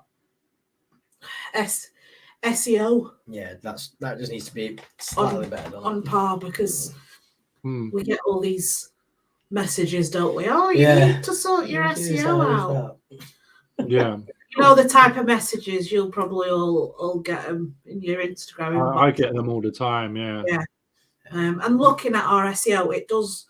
I'm not an expert on SEO, but I know a little bit, and our channel does need a little bit of improving in that regard. So it's all about, when they're talking about sort of like, bopping the like button and commenting and interaction, and yeah, that's what it's all about, really. Like, so you get, when everybody else says it, it's part of the whole thing on YouTube, isn't it? Like, really, like button, comment below. Yeah, that all helps to the SEO. And you're right. Exactly. A really good tip I heard though the other day, and I'll give you this tip. It's when you're saving your video, depending on where you're saving it, rename it as either the title of your video or rename it with keywords in your video and upload it with the renamed file. So, I don't know, Disneyland Paris, Big Thunder Mountain, and it's a vlog about Big Thunder Mountain. Rename it to Disneyland Paris, Big Thunder Mountain and upload it. And YouTube will then pick up on the algorithm. Yeah, then it's part of the algorithm that it picks up on. So we've been trying that the last couple of videos, so it might be worth a shot. Oh, wow. To try it. I didn't know that. But I didn't know that. I suppose it picks on a lot of the time. YouTube will pick up on keywords, thumbnails. It looks at the entire tags. Thing, it looks at the entire thing. So yeah, I suppose it kind of makes sense if the video file name is uploaded and it matches the title of the video, because then YouTube's algorithm will pick it up and it'll know where to slot you and where to push you out to. So I suppose it does make sense. Definitely. So it's worth a try if you guys want to try it. Let me know. I mean, I try to sort of like, I try to put it, because I've got like vidIQ, and it tells me sort of like I need to add certain amount of tags, and I have to have tags in my description. I have to have tags on the actual at the bottom. Oh yeah. You have to put a link to your Facebook account or whatever, and you have to get a like from there and this from that, and make sure your thumbnail's high quality, and and you've got a decent description, and there's so much work, isn't there? Yeah, there is a lot of work. I think people realize how much work we all put into doing this. It is a lot of work. Yeah. It's like and another job. 100%. Yes, please message us. Yeah, we would absolutely love some help with SEO, because, like I say, I know a little bit, but any help is very much appreciated. I mean, the people that are finding, I think as well, it matters how many times you upload, what your thumbnail looks like, and whether you're you know, in a niche where people pick up from your videos as well, you know, like in general, I find that, you know, that they will try and, as long as you've got the right like content and stuff and people are searching for it, it sort of links each person. Every time you search for something, obviously it picks up a certain amount of people. SEO is like a foreign language. Yeah, Darren. Yeah, I think it's India.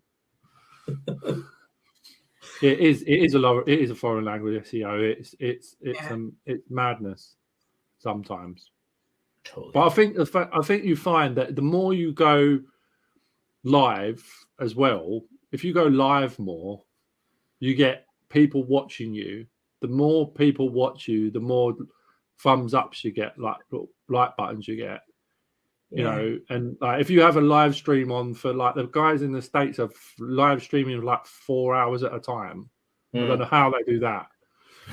My hand would be cramped at that point. I mean, Eric holds that camera for 4 hours at a time, and I don't know how he does it. How his battery lasts that long, I don't know. I know he's probably got multiple batteries and stuff, and his signal, he never seems to lose signals.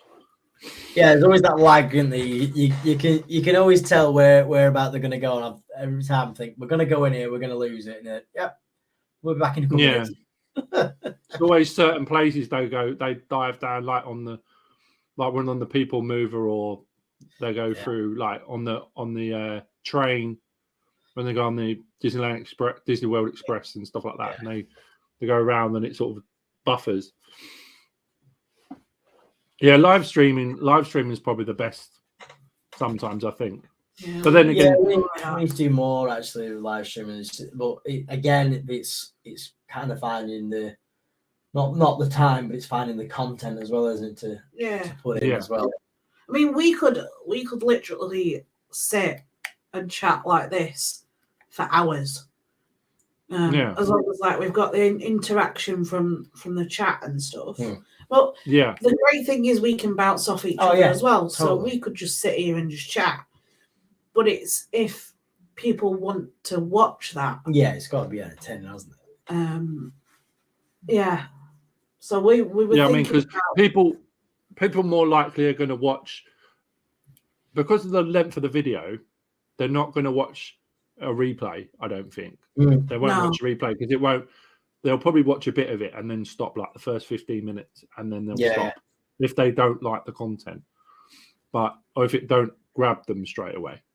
But if you're live streaming and people are jumping on and watching you, then you watch. Obviously, you can see that's when obviously things like start to like people watching it, and then obviously more people watch it, and then more people watch it. Well, that's what you've got to try and do, isn't it? Yeah, definitely. Yeah, definitely. We need to do maybe a live down the prom at one point next week. That'd be good, definitely. I think. Like going all the way from Pleasure Beach End to the Tower. That'd be a good live stream. Yeah, we need to sort that out, don't we? Yeah, definitely. Yeah, because it's where you've got the right, the right sort of content all the time, and then obviously once people are hooked on that, then they'll keep coming back and coming back and coming back. That's exactly that's the main thing you need to do, isn't it? Yeah, it's getting that return, isn't it? It's getting that hook on somebody. You think, right, yeah, you're interested in the content. Oh, brilliant. Come and join in. Yeah. And once you get that return, they start to build a relationship with you as well, don't they? Which is always good. We've noticed that I know it's a different platform, but we've noticed that on TikTok, haven't we? Over the last couple of last week, we were getting the same sort of people in, coming and chatting. I wasn't in the live on TikTok today, and people were asking where I was, and it was quite nice to see that. There's that little, again, that community feel going on. You were keeping warm, weren't you? Yeah. You were sensible. Hey, how are you guys? You okay? Yeah, so it's people have got their own the different things. I mean, you've got your own sort of like, you do your like normal vlogs and different kinds of vlogs as well. And then obviously if you do live stuff, that promotes the other videos that you've got. And if they're watching them videos, then they watch other videos of what you're doing as well, and then know what you're interested in. If they're interested in that, then they watch another one and another one, and that's how the algorithm kicks it, and then it just snowballs. Isn't it? Yeah, it's finding. I think that's the thing as well with the algorithm is you can go into your niche, but when it doesn't let you kind of move out of that, because I mean ours is very much, I mean we label it as Disney lifestyle accessibility, which kind of is a big massive thing when you think about it. But then if you try to do something different but it's still linked, it doesn't pick it up. It's like, hang on, what are you doing? It's almost like, hang on, you're doing something completely different. It doesn't allow you to do it, and it doesn't throw it out as much to as many people, even though it's still within your niche. Did that make sense? Sending me on that. Yeah. I suppose you've got to still sort of link, like like what I try and do is obviously I try and link obviously the chat with like the live stream chat with like all the theme park stuff and the zoos and stuff like that. So then it's always, it's bouncing off between the two. So it's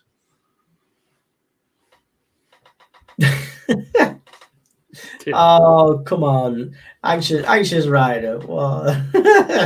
He's brilliant. He is good. I mean, I did ask Darren, I did when Darren, when I did mine, when I wanted to do mine, and I said to him, he goes, I don't call the market on chats. I said, I know that, but I thought I didn't want to sort of like encroach. And he said, that's fine. So room for everybody. Exactly. It's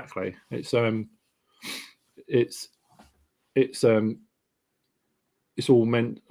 Everybody supports everybody else, so that's the main thing. You try and as well when you're doing things like this, you're giving other people. You're giving other people. What do you call it? I forgot the word now.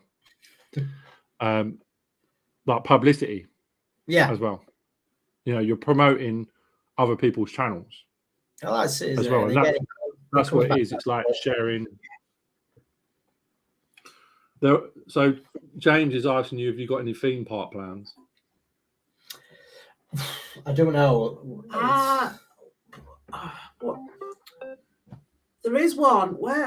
Thomas? Where's Thomas? Is that Drayton Manor? Drayton Manor. Drayton Manor, possibly. That's on. Holton's Park, I think. Holton's Park is another one. And I would like to do Alton Towers. Yeah, we got Towers, don't we? Yeah, we've not been. Towers is brilliant. We've not been. Have you ever been to Towers? Yeah, a long time ago. I can't even think when. The last time I went to Towers, I think this is going to sound horrendous. I think it was a school trip. Really? Wow. Right. Yeah, only about 5 years ago. Yeah. 5 plus about 20. No, it's been a long time.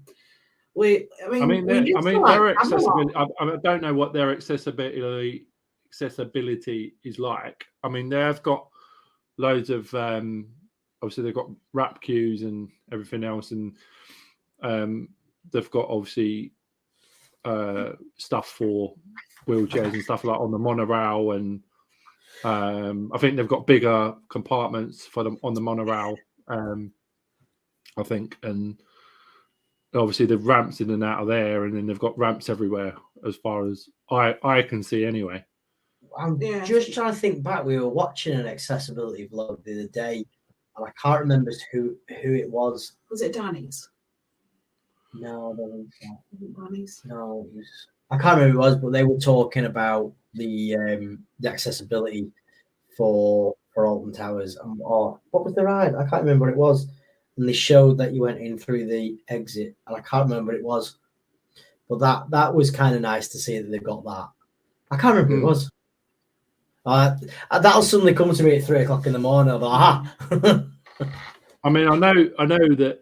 I think Nemesis, they used to open up their back, like the exit gate for people. I think maybe the Wicker Man as well. I think that's got an accessibility from that side as well, from the actual, like where you actually exit. There's a through bit. You have to go over it, up and over, but there is actually, I think I'm sure there's accessibility in there as well. I need to find that vlog and find out who it was. But yeah, it'd be interesting to go and see what the accessibility is like there. Yeah. So you have to let them know when you're going to Towers or Drayton. Definitely. Definitely. We went to Coast of Chicken. We went to West Midlands Safari Park, didn't we, last year? Yeah. And they had like a fun fair there. That was quite good.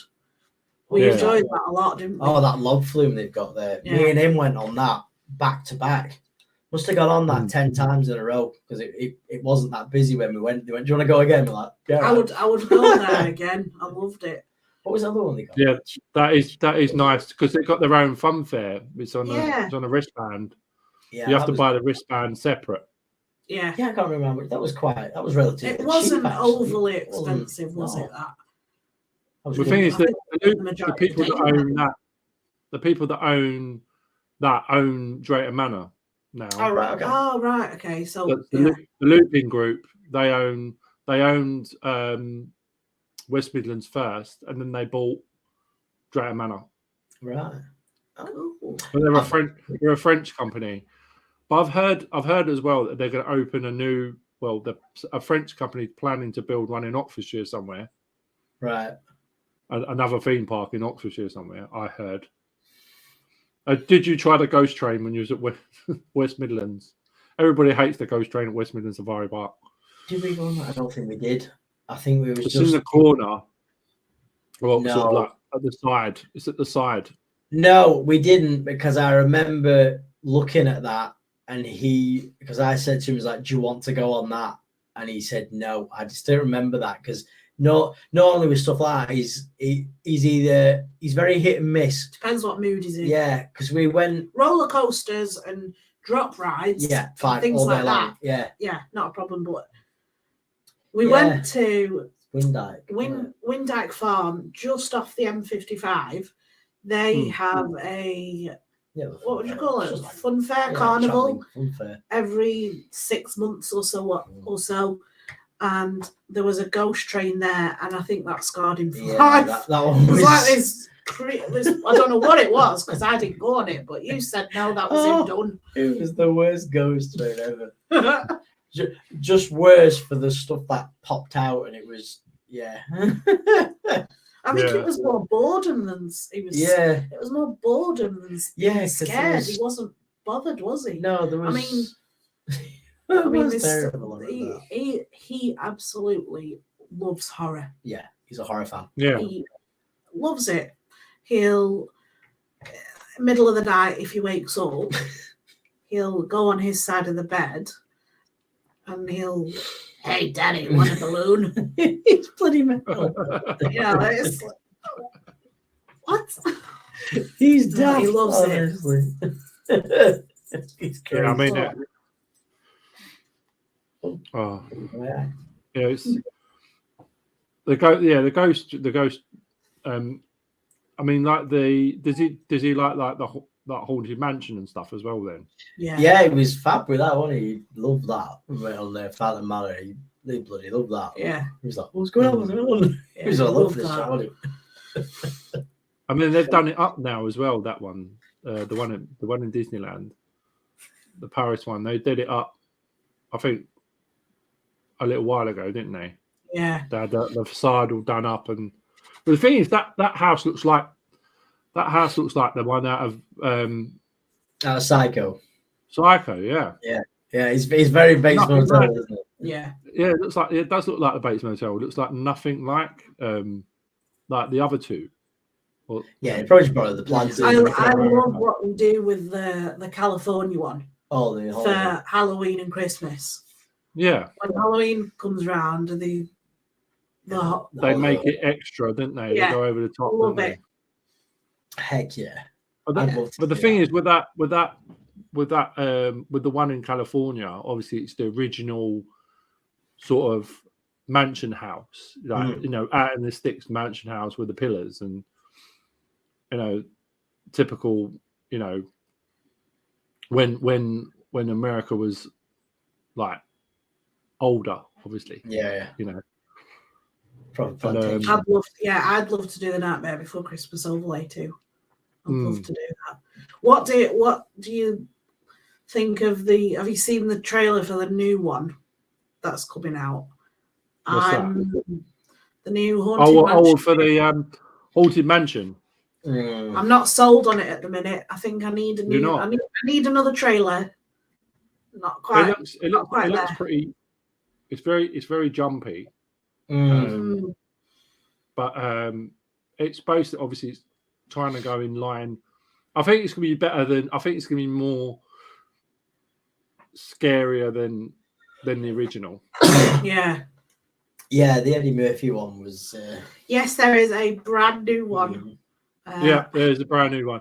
It's on. If you go on their website, I think it comes out in May. Yeah, it's not too far away, is it? It's a film. Yeah, James. Have a look on. I have to look at it again. Haunted. Have a look on Disney's trailer, and you'll see it. It's pretty freaky. It's different. I like the way that it changes. Yeah. Owen Wilson's in it, isn't he? Owen Wilson, Danny That's DeVito. I was just trying to remember who's in it. I was like, and it's the woman. I like the woman in it. Owen Wilson, Danny DeVito. Yeah. The woman I know as well. Is she not the woman out of Yes, that's the woman I'm trying to think of. Is she the one out of Captain Marvel? The lady out of Captain Marvel? Is that her? I can't remember who it is. Where's your phone? That's right. Google it. I can't remember who's in it. That's good. She's the one. I think, and as well, she's in. Who is it? If it's the same lady, then she's in James Bond as well. Oh, no. Who is it? The new James Bond. Ryan Gosling's in it. Yeah. Oh, Rosario Dawson. That's it, Rosario Dawson. Yeah. Yeah. Duh. Yeah, it does look pretty, but it looks like it does look pretty good. I think. Well, anyway. We'll wait for another trailer before we make a proper decision. Yeah. That one's for you. Have you played Hogwarts Legacy? Have I played Hogwarts Legacy? Yes. I haven't. I'm really not impressed with it. I haven't. Yeah. Only because I can't get past blooming level 3 or whatever. I can't get past killing some of the knights. So I got mad one night and threw the keyboard away. I was like, no, I'm done now. I'm done. Because I've got to wait. So I pre-ordered mine, but I've got to wait. It's good, but don't expect too much. All right. From it. And then you'll enjoy it. It's going to be better than the original games anyway, I hope. The original PC games back in the day when Harry Potter was like a little, a little tiny character. Yeah, it's better than that. Just make sure your computer can handle the graphics as well, because although we've got the room on ours, the graphics make all of my characters look like Voldemort. It's quite funny. Right. There's no noses on any of them, so I am at the minute though very, very much addicted to Disney Dreamlight Valley. Yeah, me too. Oh yeah. Yes. Yeah. I've got. I've done everybody. I'm on the last two. I'm on the last two tasks for Maribel and for Olaf. I've literally 2 nights ago I finished Maribel, and I've got Olaf to level up. How annoying is it though that Casita is meant to be a mini Casita and it takes up pretty much half of the map? It does. It's massive, yeah. But and when you go inside, she's got a tiny little room. Yeah. But I like how many doors they've got in that game, though. How many doors they've got in that castle? You know, there's going to be more stuff coming. Yeah. But I wonder. I just wonder if it's going to be like. I think they said. I think that a Game Loft own it, don't they? And I think that they're going to do it like. I think they're going to do like paid upgrades. I think that's what people were saying, that they're going to do paid upgrades. Yeah, you know, for like seasons as they tick on, like for more people. Have you seen what they've added recently? They've got the shop on there. Yeah, you can buy the furniture and whatever. And when I really wanted the castle overlay for my house. Yes. And I just couldn't justify spending that amount of moon things on them. Oh, the moon pieces, yeah. Yeah. Because you got to buy them if you don't. Yeah. You got to buy them if you haven't got enough. And they're not that cheap. No. They're not cheap. No, like some games you can buy, I don't know, 1,000 for 79p. You buy 1,000 for £4. I know it's £4.99. And that 1,000 doesn't actually get you anything. It just adds to your moon star, whatever. Yeah. But James was just asking what Dreamlight Valley was. So I'm just saying hello to Steve because he's just come in. Frills and food. Oh, hey. Yeah, I mean, I don't think that. I think that it is a really good game. It's the way they've done it. It's kind of what would you say, a cross between the Sims. It's like Disney Sims. Kind of Disney Sims. Disney Sims Animal Crossing. Yeah. That's the one. Because you can decorate your own house, you can dress yourself in clothes, you go to the shop, like it's very much and go and buy your clothes and stuff. And then I just find that sometimes it takes, you've got to have yourself organized and have enough resources to do stuff, and you've got to think about what's coming up, and you've got to think about, right, then someone might want this, someone might about that. Yeah. So I just started to like put everything into containers and know where they are. Yeah, I'm tempted. Well, I've tried previously, but I needed to get my settings sorted. I've got Twitch set up, and I'm tempted to live stream Dreamlight Valley because I've got to finish decorating my islands and stuff, and so I might start live streaming it, but I don't know where to live stream it to yet. We'll have to see. I mean, you can do it. You can use Twitch to do it. You can do it obviously through Twitch, and then obviously and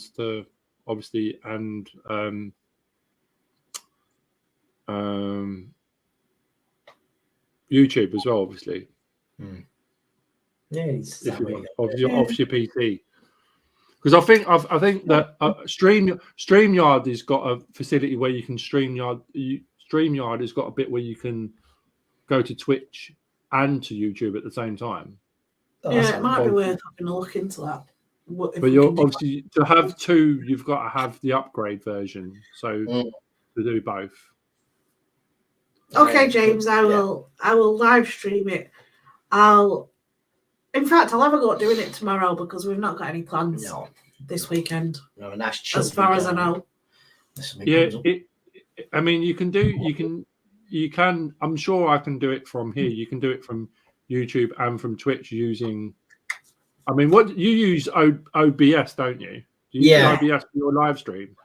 Yeah. I think you can use OBS to go through. You can do OBS for Twitch as well. Yeah. Yeah.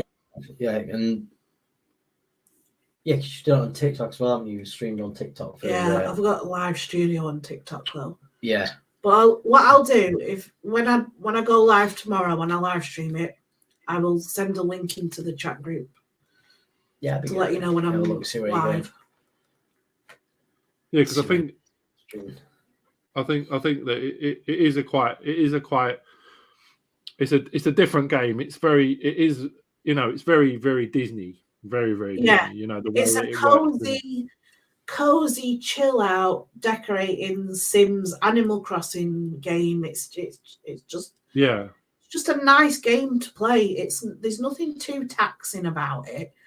No. There's lots of like you say, there's lots of resource collecting and building and collections and the best bit is when you unlock the characters and you start to get quests and they give you gifts when you level them up, and it's good.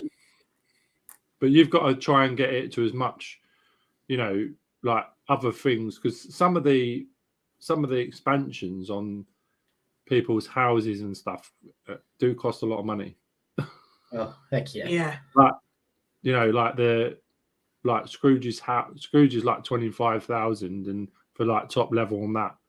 Yeah. And your house is like, its prices don't make sense. No, I agree on that. It's not multiplayer at the moment, but it's still in the it's in the development stage. Still in development mode, yeah. So until it's fully released, which I don't think is going to be long, because they did say it was only going to be in this position for like near enough a year. So it shouldn't be too much longer, but they are bringing multiplayer. We're getting The Lion King in April. Yeah. Simba. And I think that'll be one of the doors. So that'll be a good chance to the Toy Story one was excellent. I love the way it shrunk down to tiny person. I loved that one. Oh, that is probably the best one. And the way that when you're in your land and you're running around, and all of a sudden you'll see Woody and Buzz lying on the floor because they think they're tiny. Yeah. That is funny. As well as the only two people that I'd struggled with leveling up was Ursula and Ariel, because they were in the water and you couldn't take them into the restaurant to give them food and stuff to make them bigger. To level them up quicker. Whereas you can't take them with you either to do tasks to make them level up faster. They're a nightmare. I think I had to get about 100 flowers for Ursula at one point, just because I was bored of trying to level her up. And also, as well, you run up to them when they're in the water and you think you're going to just catch them, and they go, "No, see you later." They go back in the water, and then they're on the other side of the map. They know. Yeah. Steve, we were talking about he said what we missed. I said, Steve, we've been talking about Blackpool, the pleasure beach, and like whether they should bring back the sort of like, what do you call it, the the pay for ride. That's the one. Pay for ride stuff, or like half price for like spectators, because he lives near you, doesn't he? Somewhere. Oh, does he? Well, he's up your way. Awesome. I didn't know. Yeah. He's up your way. I think I don't know whereabouts he lives, but he's up that way. I might be stalking us now. He'll be there at the window. No, he's close. I'm sure he's close to Blackpool. Up that. I'm sure he's up that way. He's Yorkshire. Oh, he's Lancashire. He's definitely Lancashire. Yeah. Fair pay. Yeah, you're after the media launch thing, aren't you? Yes. I'm trying to go, but kids aren't. Yeah, his school is on strike that day. Yeah. It's not that. I think kids aren't allowed. I just think kids aren't allowed. Which is to the media launch? Fine. Yeah. Yeah. I think it's just. So you're gonna rub shoulders with Theme Park Worldwide then? Oh, Sean, yeah, see him all the time with them. Sean Bambrook. Yeah, he's always there. Mm. Them, and in fact, last time I was there, he was sat in front of me because we went to the one before. I think it was last season. Yeah, Pleasure Beach Experience is always there, but they've changed their name now, haven't they? Yeah, Experience Guide now it's called, I think. Yeah, I was sat next to them, was chatting to them all night actually. They're dead nice, aren't they? Them two are so nice guys, honestly. Yeah, Sean, he was sat just in front of me. I don't think Charlotte was there. In fact, Charlotte wasn't there last time because they'd just come back from where'd they been? Was it Disney? I think they just they'd just been somewhere. I think they came back like the day before or day after, or 2 days before, something like that. But yeah, Sean's always there. Lancaster. He's Lancaster, yeah. Yeah. He's Lancaster, yeah. Oh, that's not too far. It definitely. It definitely have to sort of put try and bring back, as Steve said, like try and bring back them spectator tickets for Blackpool. Totally agree. Definitely. Yeah. Totally agree. Because I think that'll help out massively. Yeah, and also it'll get more people. It'll get more people on the seafront as well, I think. Yeah. I just think to invest money. Needs to be there. Definitely. I'm sure that that'll push more people to visit the Pleasure Beach. I know Merlin stuff's there as well.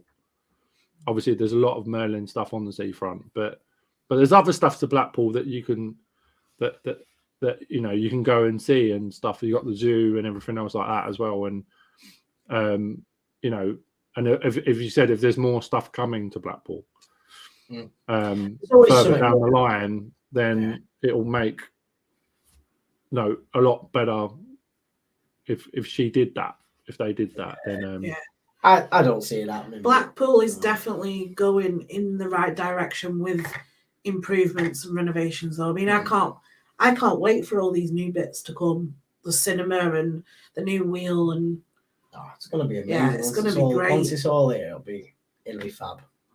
What are they doing in that car park behind where the Sea Life Centre is? Well, that's going to be a big, massive new entertainment complex. That's where that soaring ride's going to be. There's going to be a restaurant in there. That restaurant and like bar, it's going to have like a little drinks roller coaster in it. So you'll order a drink and it comes down on this track system. That's going to be in there. There's loads of other things. I'm desperately trying to think of the other things that are coming, but it's going to be a massive entertainment complex. It's going to be good. It's going to be amazing. Yeah, because that'll be that'll be good for there, because it'll obviously. Do you know who owns that? Is that just the council or? Don't know on that one. I genuinely don't know on that one. Oh, why waste money on a big wheel? The amount of money we've spent on that wheel, because Charlie absolutely loves it. But I've never been able to go on it with him, and it's one of his favourite things to do. So as soon as this new wheel gets installed, I'll be on it. I'll finally be able to ride it with him, and I'm so excited about that. It's gonna be great. So I'll be able to do it with him, do his favourite ride with him, which I'm excited about. Yeah, because it'll be nice to have, as I said, a bit more up there. I know there's a lot up there anyway, but more to bring people in and in general. Because we don't really go up there a lot, but we are planning to come up there at some point this season. Awesome. I don't know how many times. We will. I said to Jodie, I said to definitely we'll let you go, because we'll be up there at least because to fit everything in up there, we'll be up there for at least a couple of days, 3 days, maybe 4 days, to fit everything in. So we'll definitely have to meet up when we come up there. Definitely. Yeah, Bonny Street Market, that's gone now. And the Bonny Street Nick has gone, that's all gone. It was beginning of the year, I think Bonny Street Market shut down. The Bonny Street Nick, when was that? That was a while ago. I'd probably say 5 years plus. That's probably gone. We've got a wouldn't new, like to big new say. police station. Oh, Steve worked there. Yeah. Steve said he worked there. It was awful. Yeah. Bonnie Street, Nick, was not the best. I mean, I'm fortunate I've never been to go in there. I've been in there once on a tour when they did like an open day. Oh, twice, yeah. I got that place lineup, didn't I? Got invited along 3 to that. times then. Because I was there with you once. Oh, yeah. Let's Where- just say oh, it was that was one of his exes. Yeah. Yeah, let's just say that. No more on it. Forgotten about we did. Whereabouts was that? No, Bonnie Street. Where's that? Where was that? You know where? Do you know where the Sea Life Centre is on? Yeah. Prop? Just behind Yeah. that, the big massive building. That was the old police station. The courts are still there, but the police station's shut down. I forgot Right. about that 3 times. Yeah. Oh, so that's where that complex is being built then. Just on the other side of it, just in the car park on the other side of it. On the But car yeah, park. that's where that's going. Because half of that Right. car park's now gone. And the market he's talking about, that's the one right behind Sea Life, isn't it? Yeah, that's gone. That shut down. I think it was the beginning of the year that shut. Sure, it was because they did a big, massive thing for it. But yeah, that's now gone. We've got no indoor or outdoor markets anymore. It's all gone.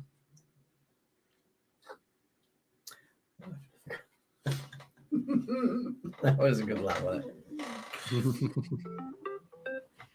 Yeah, because it was. It must be. Yeah, because they're up there. Yeah, because they definitely need to do. Once that's up, once that place is in there, that new complex, obviously, it'll give a little bit more money. Like bring a lot more people there as well, I guess. Yeah, too right. Yeah, it's gonna be good. It's gonna be a few years of construction, but when it's all finished, it'll be amazing. I do miss the markets. Not so much Bonnie Street. I've been to the street market. It was a great. It was a bit dingy in there. I'm not gonna lie, but I liked it in there, and we got on. This is either going to sound really bad, but we really got on well with the costume lady because we got all our costumes for our lip syncing.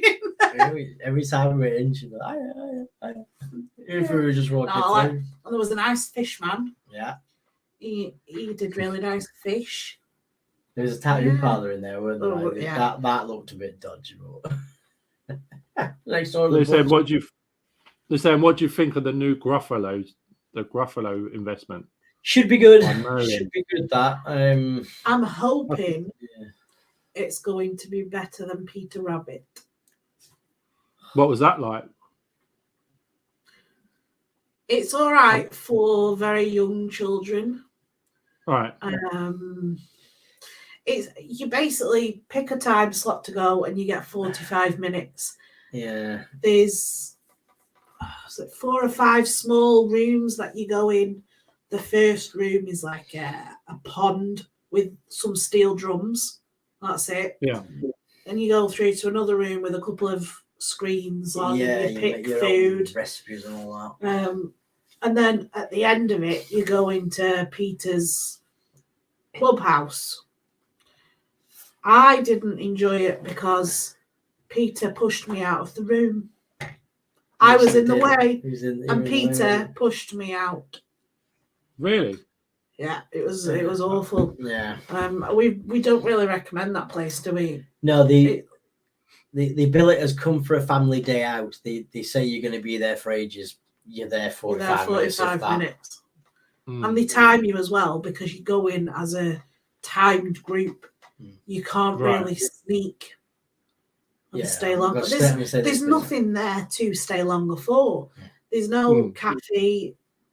There's a little gift shop at the end, but save your money. Don't bother. Save your money and go to the. Is that part of Madame Tussauds, or is it separate? Yeah. It's in the same building. It's next. Yeah, it's you can walk through, but it's owned by them. Yeah, I know, but it's like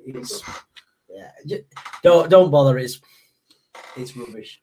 But we're looking forward to the Gruffalo though. We're hoping. The Gruffalo one looks a bit more interactive and stuff. Yeah. It looks a lot more interactive. Bigger as well, and Yeah, that should be good. More to do. Well, it's on the lower level beside sea life, isn't it? So Yeah, down it's got underneath. the whole size of that building as well. Massive, massive. It's going to be good, I think. Can't wait for that. That starts opening up in May. It's May? Yeah, it was May. Right? I think it's where the Doctor Who experience was. Yeah, the old Doctor Who exhibition, the old Star Trek exhibition, and now it's becoming the Gruffalo. Yeah. You loved Doctor Who, didn't you? Had a Yeah, because I fallout. see it when I was up there last year. I see it was like the Star Trek experience. I was like, "Ooh, I'm going to have a look at that," and then I see it was shut. I was like, "Oh, okay." Yeah, that wasn't open very long. That Bring was back Doctor Who, yes. Yeah, Doctor Who is cool. We went to the Cardiff yeah, that was awesome. experience one. I mean, I got into Doctor Who because of Andy. You were pretty much Mr. Doctor Who, weren't you? Oh, massive Whovian back in the day. But Who's your favourite, Andy?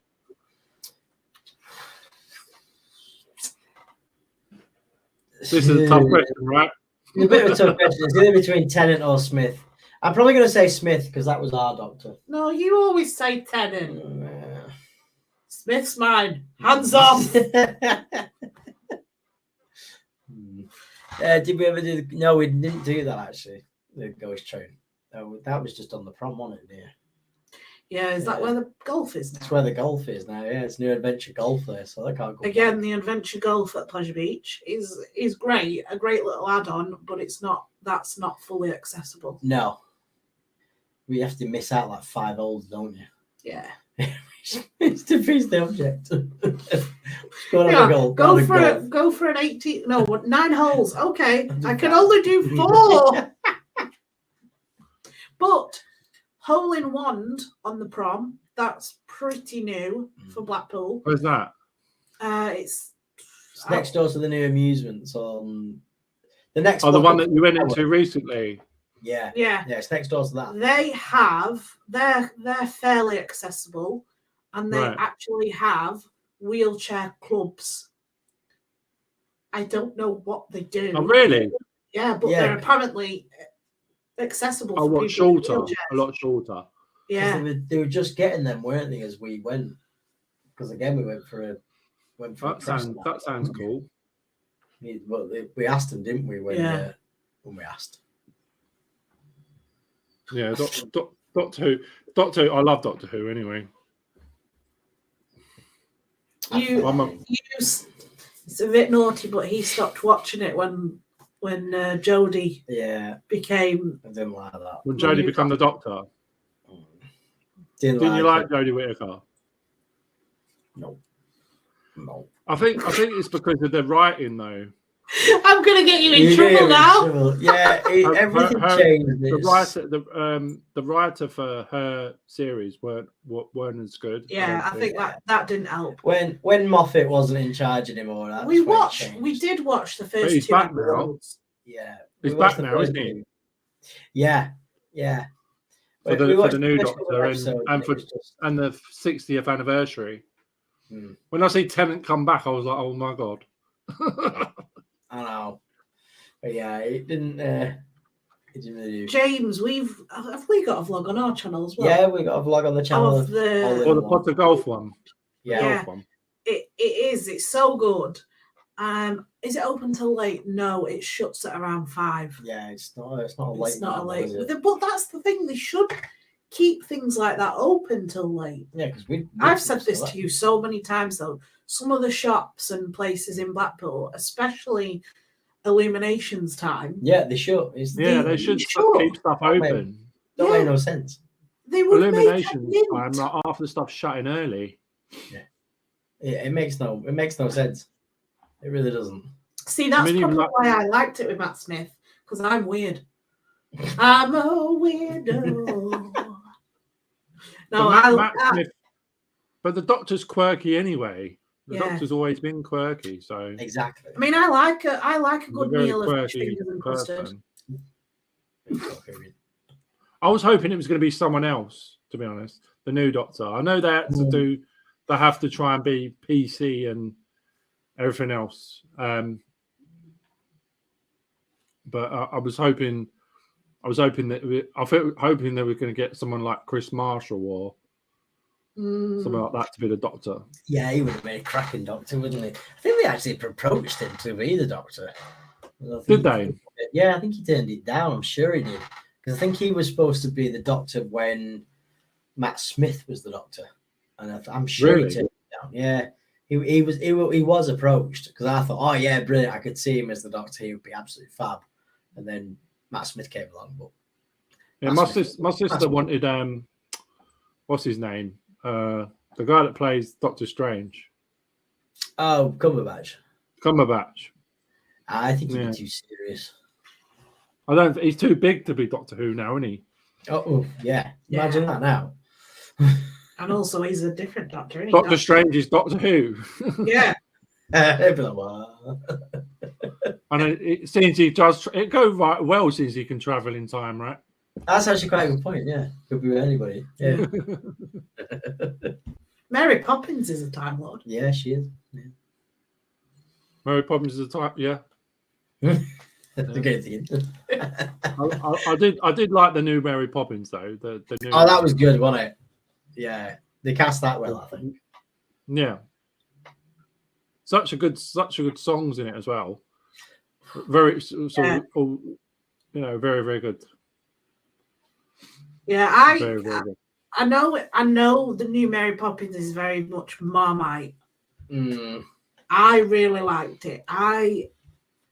Nothing will ever beat the original, but it's something about the new Mary Poppins just made me nostalgic for the old Mary Poppins.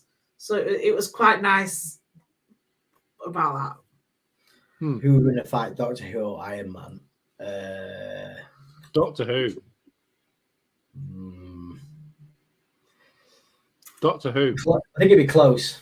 But then again, Iron Man can travel in time because Tony Stark's a genius. So, yeah. I think Iron Man would win. Personally, actually, yeah. I think he would. Iron Man probably would win. Yeah. Thinking about it. Too much of a genius. What's that thing in Iron Man 3 does when he brings all of them? What's the code word that he uses when all the suits come? Oh, with house party protocol. House party protocol. That's what House he party did. Just protocol, do that. Yeah. That was good. That. Did you like the? Have you seen Wakanda Forever? Yes. What do you think of it? What did you think of Wakanda Forever? You can start. You go. I fell asleep. You fell asleep. Yeah. I didn't like it at all. Okay. All right. Boring. I didn't think it was too bad, but I think it tried too much. What, to carry on from Chadwick Boseman? Yeah. You can't, can you? They should have just done. Should have left it. Yeah. Or It's very sad. Or recast. Well, they should have Recast. just. I don't know if they could have done that with like whether they could.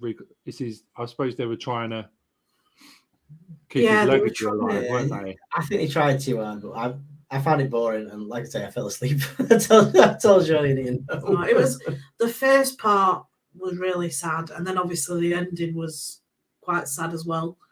Yeah. You know, me being an Iron Man fan, Tony Stark fan, Endgame makes me cry every time. Yeah. Every single time. No matter how many times I watch that film, as soon as she says, "I love you 3000," I'll ball up. Yeah. Even that whole thing when he's gonna like click his fingers, you know, and I'm like, shit, you know it's coming. And I'm like, no. Yeah.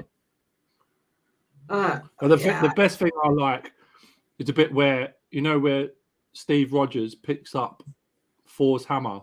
And obviously I knew it! I knew it because of Age of Ultron when it's on the table.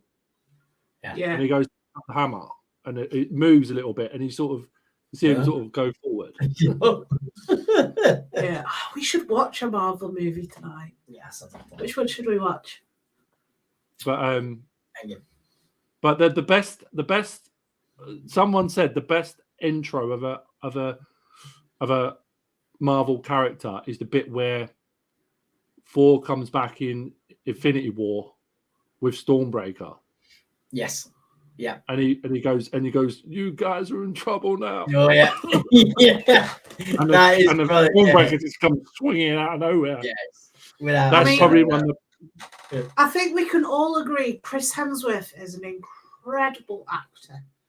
Yeah. His acting is amazing, especially when in Thor, the first one, he's changing his top. Oh, yeah. And I'm back in the room. Yeah. All right. Who will win a fight? Thor from Ragnarok or Fat Thor? Well, Fat Thor's got both Stormbreakers. He goes back in time, gets hold of Mjolnir after it's crushed by his sister. And he's got Mjolnir as well, isn't he? I like the fact when he just puts his hands out like that and he grabs both of them at the same time, just before they were going to fight. That's manic when he does that. The funniest thing, we went to the cinema to watch Endgame. And I was extremely excited to see Thor back on the screen. And then, when he was first on the screen, I was like, yeah, he's back again, yeah.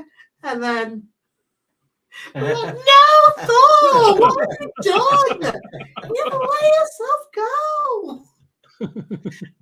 But you know what? Have you seen what do you think of Love and Thunder? It's another one of them, isn't it?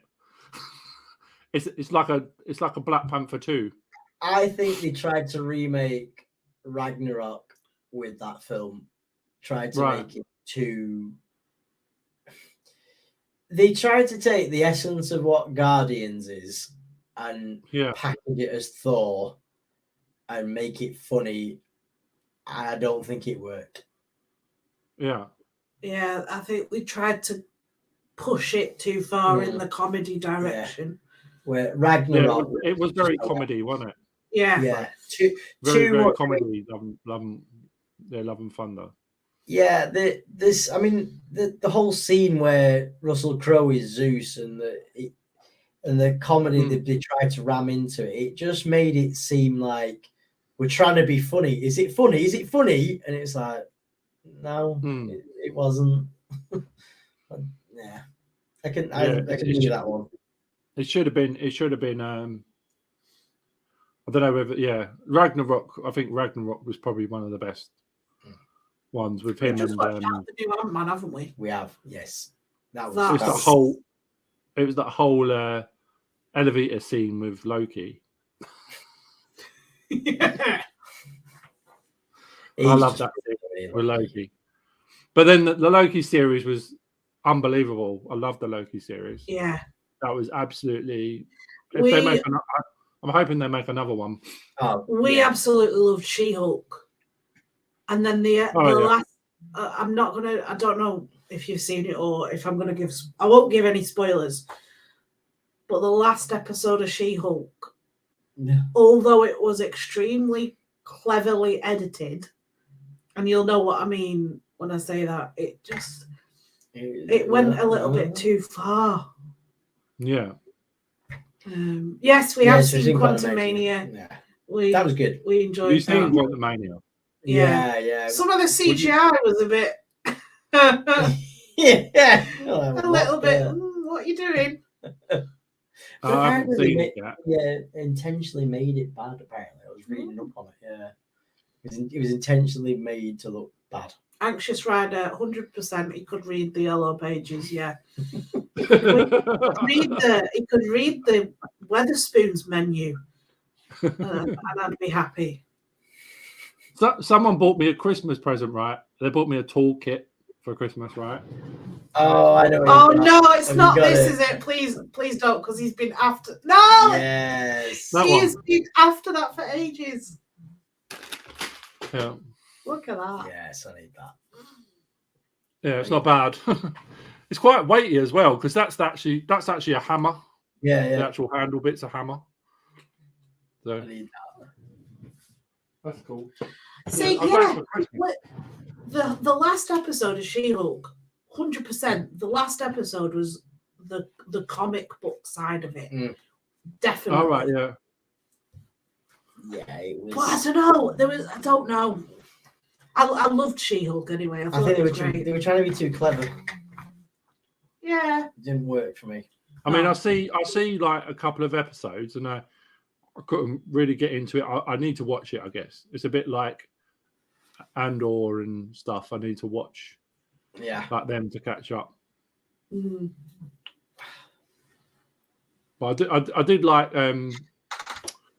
what was it? What was the one that I watched? Trying to remember now. The one where the new film with Christian Bale's in it, isn't he? Oh, He's like a bad person. That's in Love and Thunder, isn't it? Yeah, it's on Thunder. Yeah, Which is Love and Thunder. Yeah, he that was another character which is a bit like what? Yeah. Where did he come from? Yeah, the way he played that character was just a bit random. Yeah.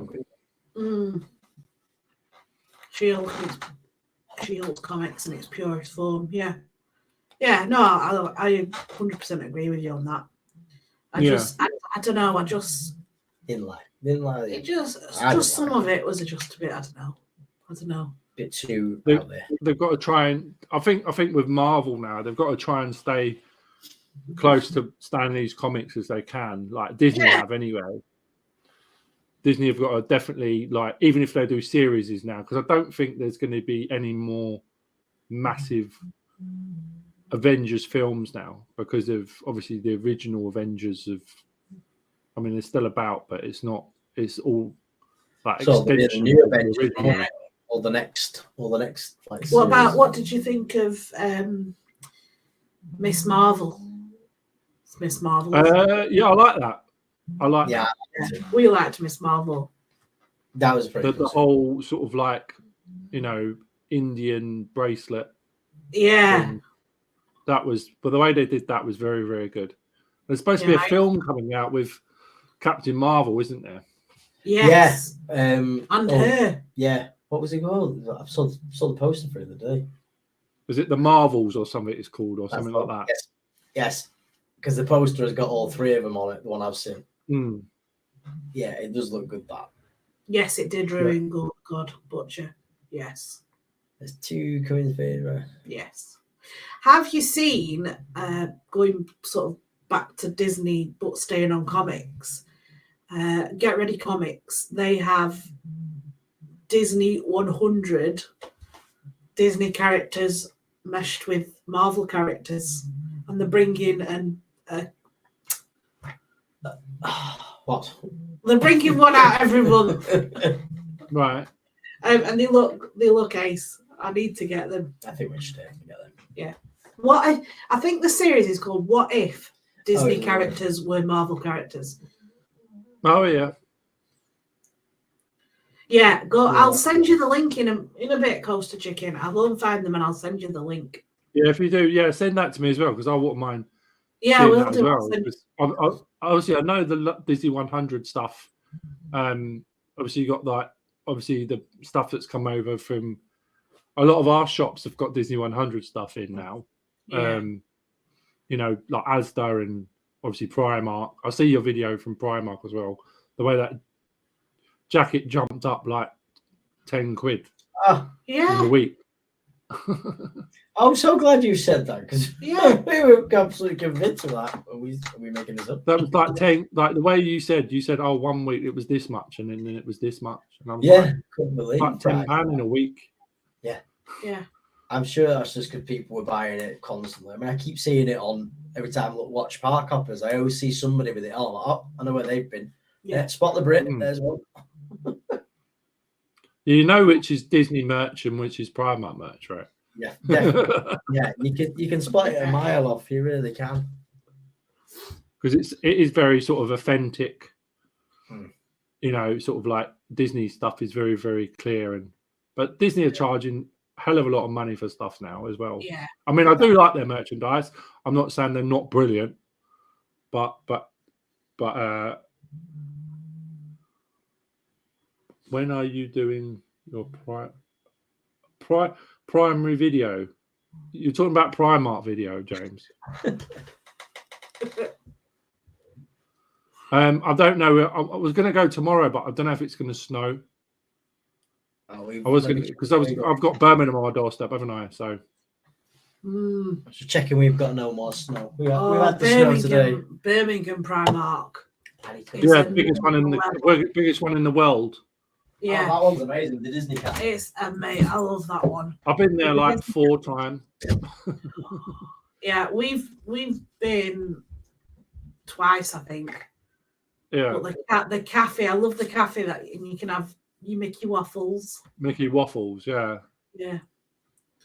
Yeah, hopefully I'm gonna. Well, I'm seeing with Jodie. It all depends how Jodie feels, because Jodie's not well. Yeah. As well, so I'm just gonna see how she feels and see if she wants to go.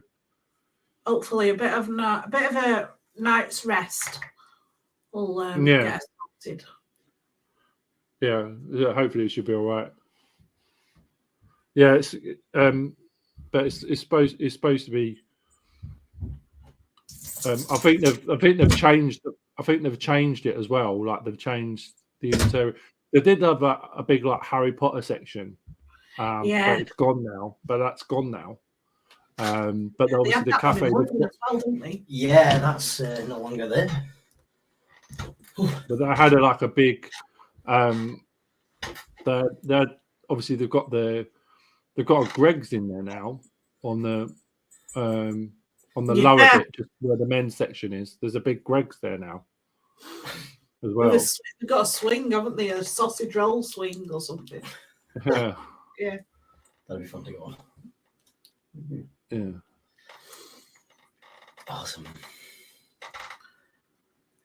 No, she's not going to ride the Smiler, James.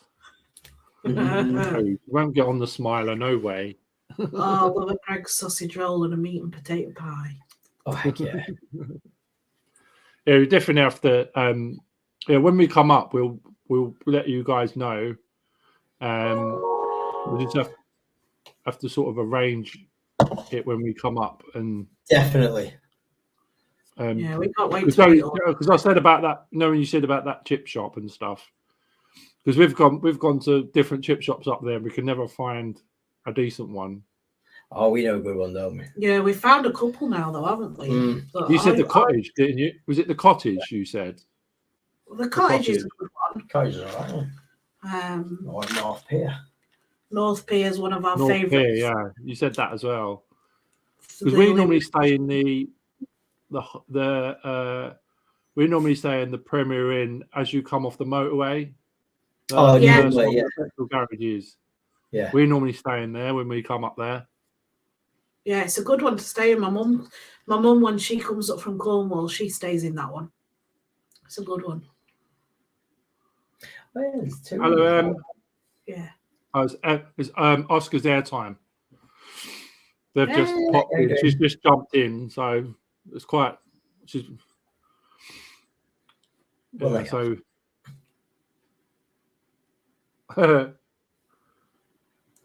James doing his modding.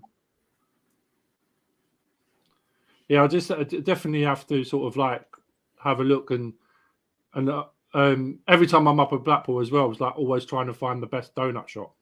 Oh, we know where that one is as well. We definitely know where that one is. Yeah, definitely without doubt. Yeah.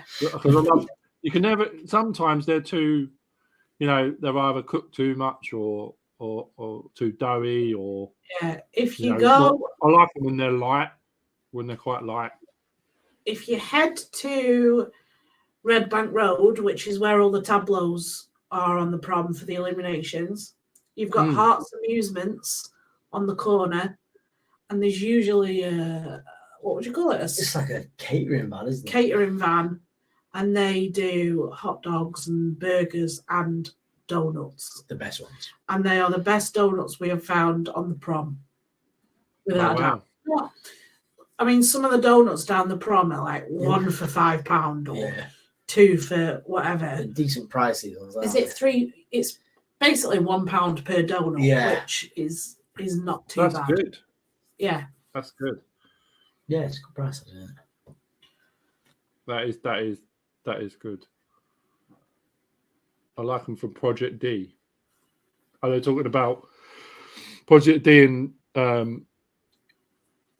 Alton Towers do Project D? I think. Oh, voodoo. Planet Donut. Now. And they're Voodoo Donuts in their Universal Studios. They're really nice, Voodoo Donut. Yeah. I am desperate to try a Gideon's peanut butter and chocolate. The cookie. One thing I found out today or yesterday, you can actually ask for a tub of icing. What? Yeah. Oh, really? $1.50, and you get a tub of icing, and it's quite big.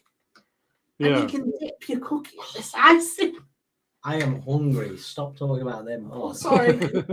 Sorry, I've kept you on for a while now. Cheeseburger rolls tomorrow. Yes, I think we definitely do. Yeah, Gideon's is because before when I went to Gideon's, because they've got like a small place that there's a Gideon's. They did have like a shop that used to get stuff in from Gideon's, and I think now they've actually got a shop in Disney Springs now, a proper shop in Disney Springs, and it's like dark. It's very dark because before it used to be like a shop that used to serve their stuff, and you have to get there within a certain time. I think it's 2:00 in the afternoon, and if you don't get there in time, they sell out quick. And literally, I got in the queue, and someone took like 3 in front of me, and I was like, oh. And they're like supposed to be the best cookies on the planet. Yeah, they are supposed to be like amazing.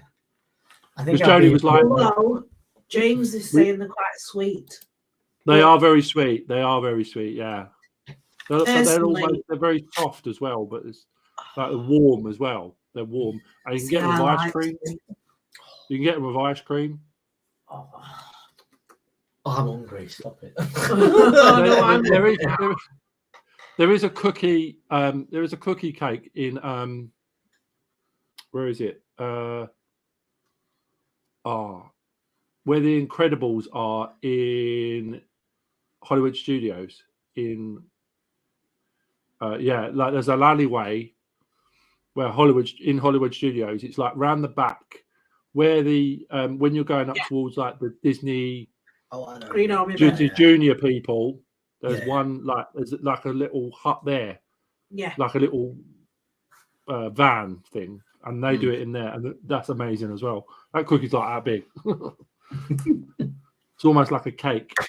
Oh, yeah. That sounds awesome. Yeah. I can eat all them. Should we go make some brownies? Sorry, so stop talking about food now. I know. It's all right. We're talking about Disney food, so it's on trend and on topic. Still making me one place that I missed out on as well when I was there was the Disney and Mickey's Railway, the one inside the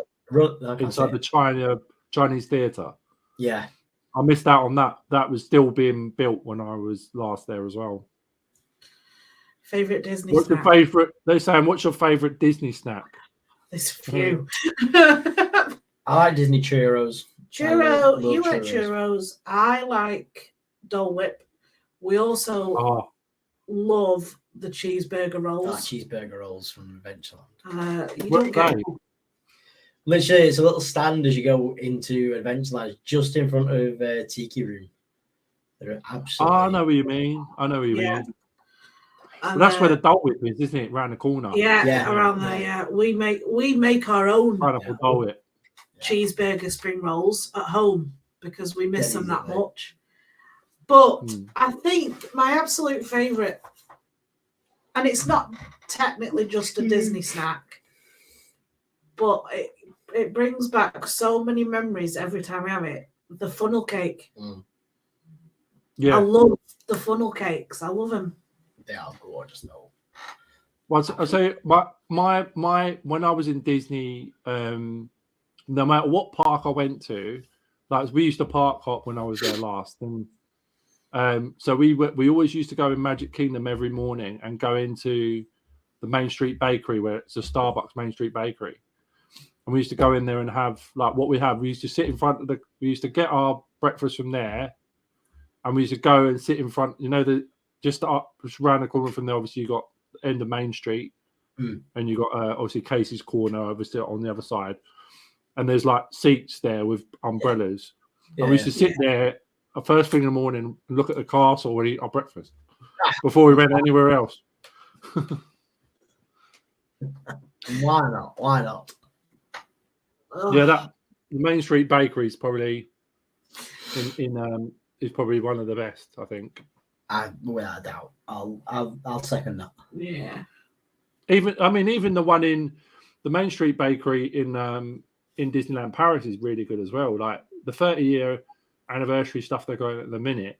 They've got all the 30-year macaroons, and they've got the Mickey donuts as well, Mickey shaped ear donuts. They've got the cookies, and like their confectionery on Main Street in Disneyland Paris is amazing. They are on point with the food, though, aren't they? Yeah. Without a doubt.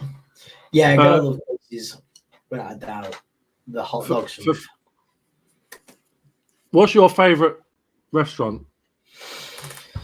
Don't know. For theming. For theming, be our guest, Oh, not for yeah. food. Oh yeah. I don't know. That was amazing.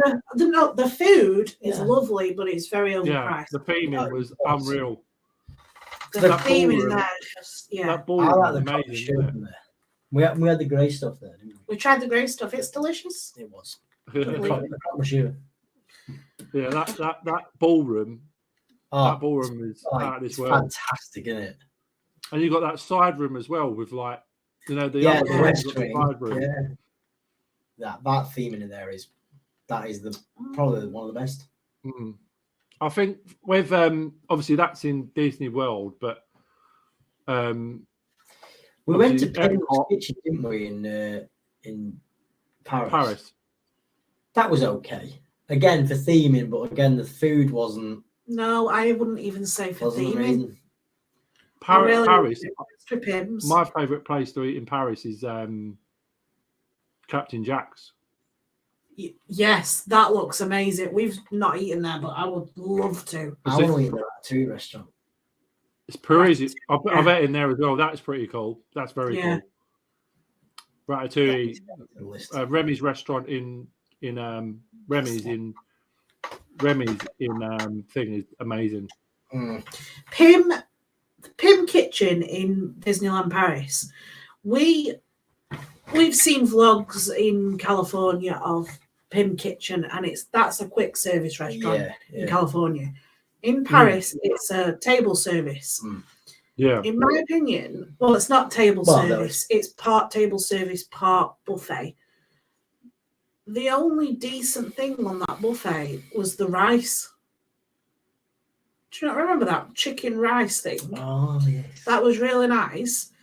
The rest of it, The custard was nice. Remember that? The big bowl of custard we kept eating. Charlie had. It was okay. It was okay. It wasn't my favourite. The Stark Factory was good as well. Yeah, Stark Factory is really good, isn't it? Oh, yes. The place in I'll tell you what, the food was nice in Batu as well in Disney World. Ronto wrap. I really want to Ronto try a wrap. Ronto wrap. Yes. That was Yeah. amazing food. That was, and Ogre's Cantina was out of this world as well. Oh, I really want to go to the Garden Grill because my boys are there. My boys. Oh yeah.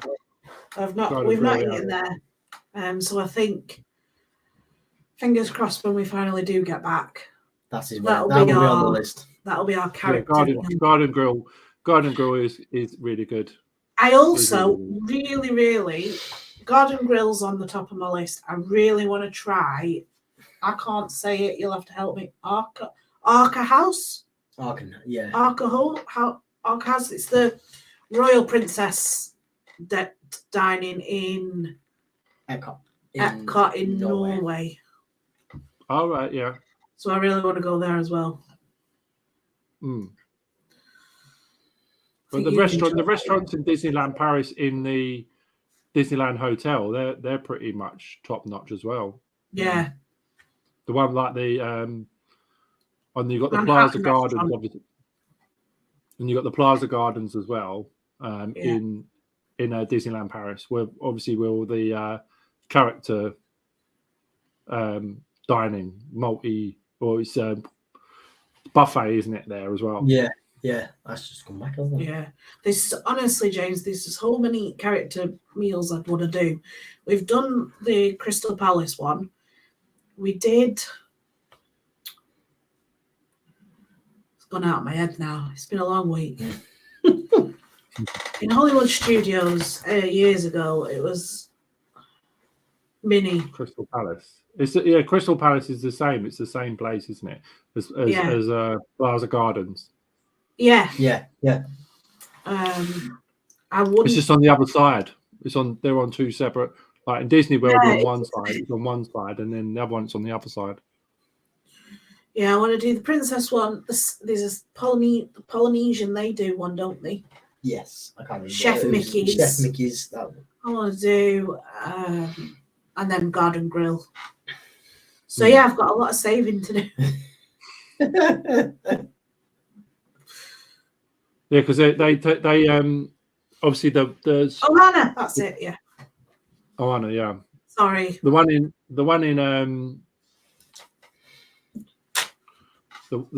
the Cafe Mickey in Disneyland Paris, they took that away.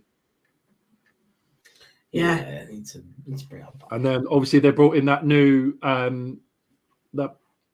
English pub as well. It's replaced Ludwig's Castle. Yeah. Oh yeah, because that's just on the refurb, hasn't it? The whole part. Yeah. I'm going to see what that's like when I go there, because certain people have said it's not that great, but it's only just open, so yeah, you'll have to let us know about these. A firm favourite of ours, though, is not technically a Disney restaurant or cafe, but you do associate it. Earl of Sandwich. Oh yeah. You can't beat an old Earl of Sandwich. Oh man, that place is unreal. I love it there. I love Earl of Sandwich. It's like a quick service place, isn't it? Really? Yeah. It's not on a Disney. I don't think it's on the Disney meal plans or anything, is it? It's just inside the village. Isn't it? I'm definitely getting hungry. I'm going to start champing on your leg in a minute. Sorry, it's been a long time. Well, I thought it was starting to snow then. It was past the window. You're having a look for snow? Yeah, I thought it was snowing, but something just flew past the window. Yeah, but I think I had like with Be Our Guest, I had like breakfast there. I had a breakfast meal in Be Our Guest. Did we go for? Was it lunch or tea? I can't remember. We went for lunch because we had the croque monsieur. That was gorgeous. That gorgeous. Was it gorgeous? I would eat that over and over and over and over. James, Philly cheesesteak in sandwich. Anything spicy. I like the Philly cheesesteak in early sandwich. That's really nice. Yeah, that's. But then you can have non-bread stuff as well. You can have like salads and chicken salads and things like that. And buffalo chicken. Some of the restaurants around it are really nice. All Disney stuff is really nice. I mean, Cafe Hyperion, they did the Star Wars burgers, the light side and the dark side burgers. They've stopped doing them now, I think. I like Cosmic Rays. Cosmic Rays with Sunny Ray. Oh. Yeah. That place is awesome. Yeah, anything spicy. I love spice. Love it. Pizza. They do pizza. Yeah, they do pizza there, don't they? Yeah, a sandwich. They do little pizzas. Earth Angel. Earth Angel. Don't forget your tick. I know. I know. I don't do it spicy, but yeah, I know. I won't forget him. Mhm. I'm planning to do that opening day. So We really want to do that pickle challenge, don't we? That's going around on TikTok. Mm. Well, I want to do You it. want to do it, yeah. You're not bothered. yeah, but I just think that they with merchandise at Disney, they need to.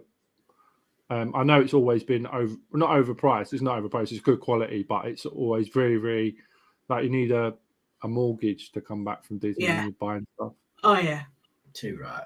Worth it though. Worth it. Yeah. It definitely is worth it. Definitely. I think we need to do like a tiered system, maybe. So like the cheaper items, then the moderate, like the hotels. Yeah. Yeah. Value merch, moderate merch, deluxe. Yeah. Give us your keepers. Yeah. Awesome. That would be a good idea. Yeah. I don't know.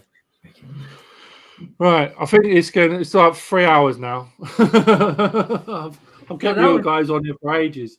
Once you're talking, the time just disappears, right? Yeah. Too right, it does. Well, thanks so much for having us on. We do appreciate it, don't we? It's been good. It's. I mean, definitely when we come up, Jodie's up for that. Like I said to you guys, I said to her about meeting you guys when we come up to Blackpool and stuff like that. When we're up there I'm more than likely we can easily arrange a meet up when you guys are out and about. So yeah, we'd be 100% up for that. Just drop us a message and we'll get it sorted, can't we? Yeah. So I don't know when it will be, but it will definitely be because we do like Blackpool. We like the zoo, and obviously all the Merlin stuff as well. But then we just like to, like, if there's anything else we can like plan to do, then we'll do it. You know. Amazing. Sounds a good plan. Yeah. Yeah, we'd definitely be up for that. So just drop us we're around pretty much. Most of the time, aren't we? Yeah. Most of the time. You can see what we're up to on our Instagram stories. So you can pretty much see where we are. Stalkers. Yeah. Yeah. Amazing. Right. Okay. Well, it's nice to speak to you guys. Thank you so much for coming in. Thank you so much for having us. Yeah, it's been really, really cool. I mean, it's so good to speak to you about your channel and everything else and your Disney's experiences and stuff. But you know, as I said, like I will be in Disneyland I'm there from the 26th of March until the 30th of March. So I'm there for 5 days. Yeah. I'm staying in Sequoia Lodge. I've stayed in all of them apart from Art of Marvel and Disneyland. So I've stayed in all of them apart from but I will try and go live as much as I can so people can see stuff. If I see that train thing on Big Thunder Mountain, I will definitely let us get know. a video of it or a picture or definitely try and get a video of some sort. Now it's not got any now it's not got any restrictions to do with COVID or anything now. You know, it's so much more open. The queue line's more open because before you had all the screens in there and stuff. Yeah. On Big Thunder, but I haven't been on. Last time I was there in November, I didn't go on Big Thunder, so definitely, so I'll definitely go on there. Amazing. Yeah. Perfect. That'd be good to see you. Yeah. Cool. Right. So thanks a lot for joining us. Not a problem. Joining me. As I said, sorry Jodie couldn't be here, but obviously she's not very well. So just send her our love and give her a hug. Will do. And and I'll speak to you very, very soon. And I'll obviously speak to you on the chat. I'll see you on your. Are you going to mod now, or are you going to mod for the park hoppers now? Yep. Just quickly run to the shop and then jump on there. Yeah. I probably might see you on there actually. To be honest, I like them too. All They're right. brilliant. Them too. Cool. Right. Well, so thanks guys for joining us. Joining me. See you real soon. We hope we're not And I'll bored see you you- today. See you very, very soon. Thanks.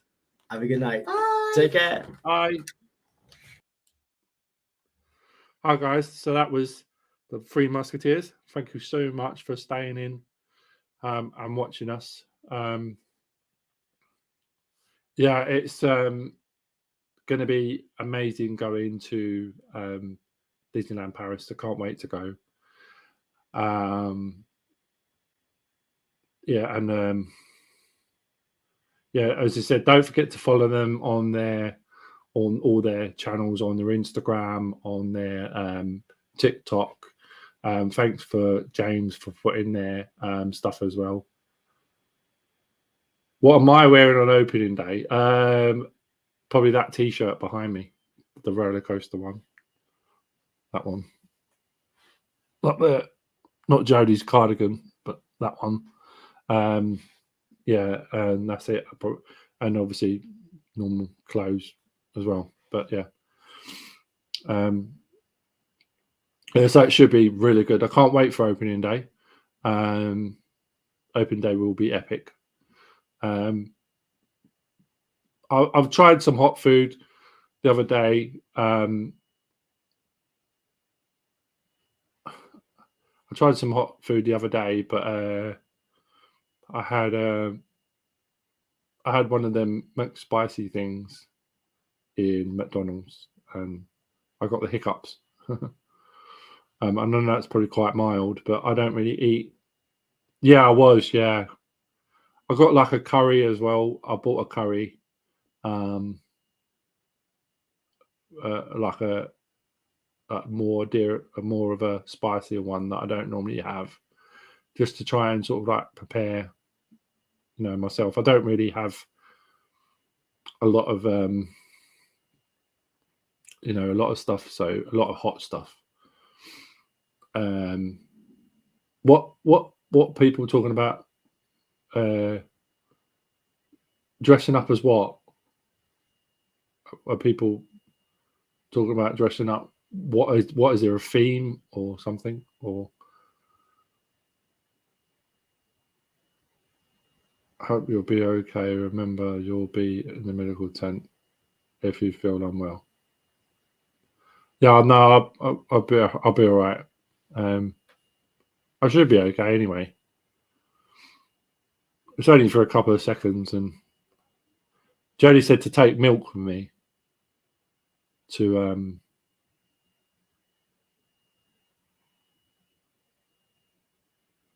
go on.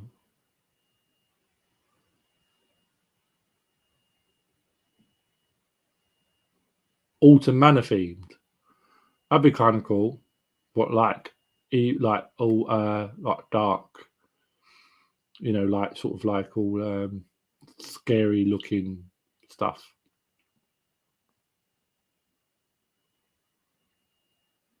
That'd be quite cool actually, like being Autumn Manor themed. Obviously, you can go like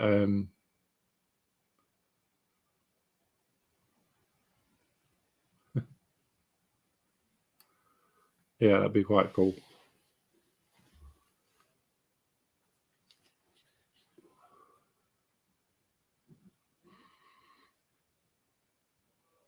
White face paint. What for like sort of goes scary dolls. Yeah.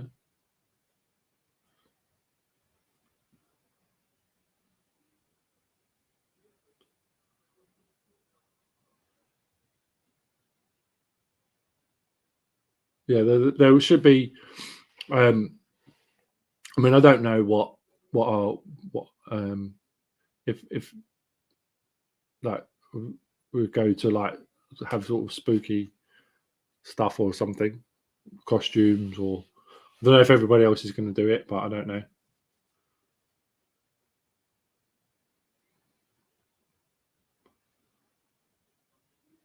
What like Halloween dress sort of thing, sort of basic Scarefest dress.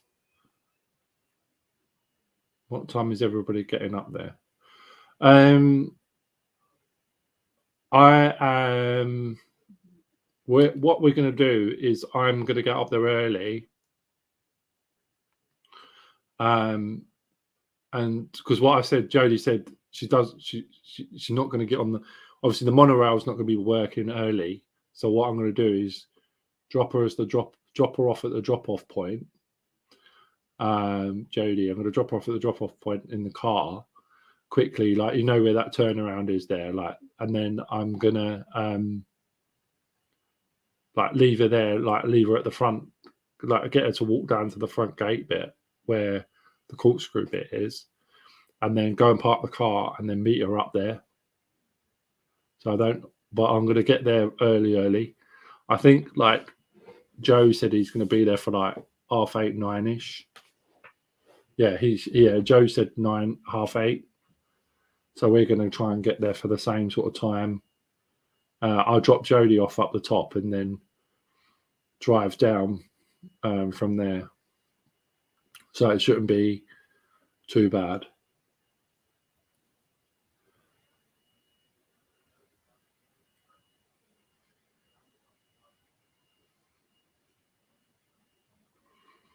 I mean, yeah. So I mean, if we do like, because it's open of Cursewalk Manor, but I don't know what sort of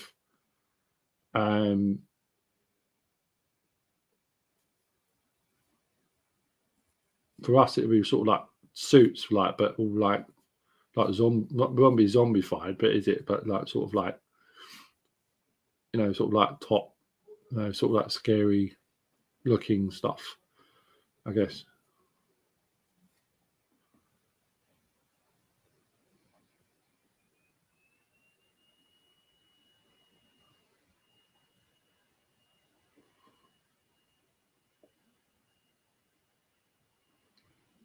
Oh yeah, Emily. Yeah, Emily Alton is the name of the. She's got that purple dress, Emily Alton. I should have dyed my hair ginger a week ago. I'm not changing it. Oh wow, cool.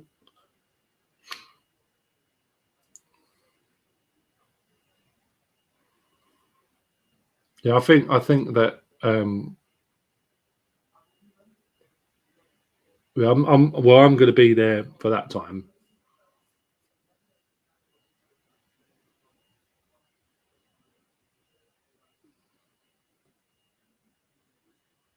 He's on the right. What, the Alton Bear?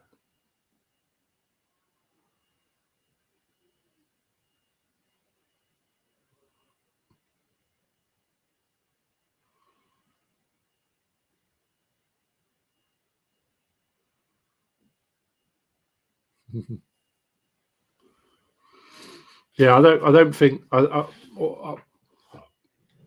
wow. I'd like to see. I don't know what it's going to be like. I'm really sort of like hope it's going to be good. I definitely hope. I definitely hope it's going to be. I will dress as like Living Dead.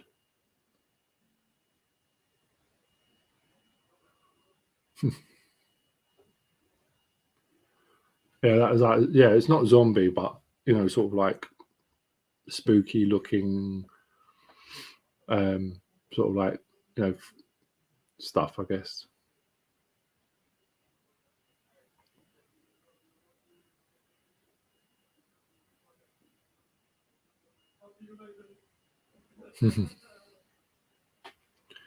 Right. Okay. We'll be vlogging as well, so I might try and live if I can. I don't know, especially towards like Cursewalk Manor and stuff like that. Whether you can get signal around there, I don't know, but it would be fun to dress up, definitely. But and we can change after, I suppose, like if worst, you know, if it gets too much or whatever. But obviously, because the Cursewalk Manor.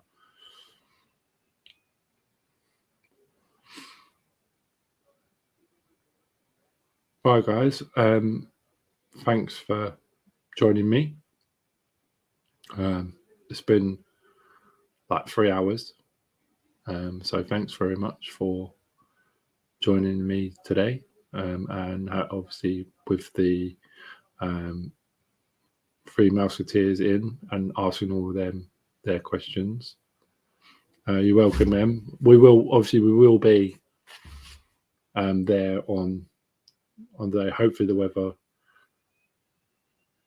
Yeah, the weather. Hopefully the weather. I definitely can't wait till next Saturday. It is going to be absolutely amazing. I can't wait to meet everybody and say hello to everybody. And well, you'll probably see Jodie before me. If you're at the entrance, you'll probably see Jodie before me if you're there and I've dropped her off and stuff. So if you do see her, if you do see her at the entrance, please sort of like say hello to her and keep her company until I get there. Once I've dropped her off, because I'm going to drop her off at the top and then obviously drive to the car park and then walk back up myself. So she'll be there on her own. So if anybody does see her at the entrance, please obviously go and say hello and make her feel. I doubt it, James. I don't think she'll do Galactica, no. But that's the thing is with Galactica, it's I don't think she'll do Galactica. Thank you very much, Em. If you do see her, please because when I'm going to drop her off at the meet-up pick-up point bit, so you got that turning just as you go into Towers, just after sort of like where the disabled car park is, where you normally park for Christmas. We park there for Christmas time, so I'm going to drop her there quickly, and then sort of do a quick U-turn, and then drive down to the drop her at that bit there, and then will she be okay on a vlog? Of course she will. Yeah, I mean, sure. If she's she's on mine. She doesn't like being on mine a lot, but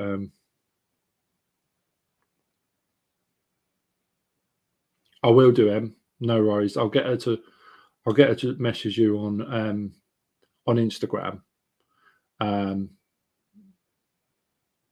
And then I'll get her to message you on Instagram, and then you'll be able to speak to her. But she should be there. I'll leave her there and then drive down, and then that, because it's the walk. She don't want to do that walk first thing in the morning. It's walking around Towers all day. She normally gets the monorail, but obviously if we're getting there early because of Curse of Water Manor, I said I will leave her at the entrance and stuff. So so if you do see her, just say hello and I'll be there pretty much as quick as I can. As I said, don't forget next Friday I have Joe from Theme Park Insanity coming along, and obviously we're going to talk about opening day. So that's next Friday, 17th. We have Joe from Theme Park Insanity, which will be really cool.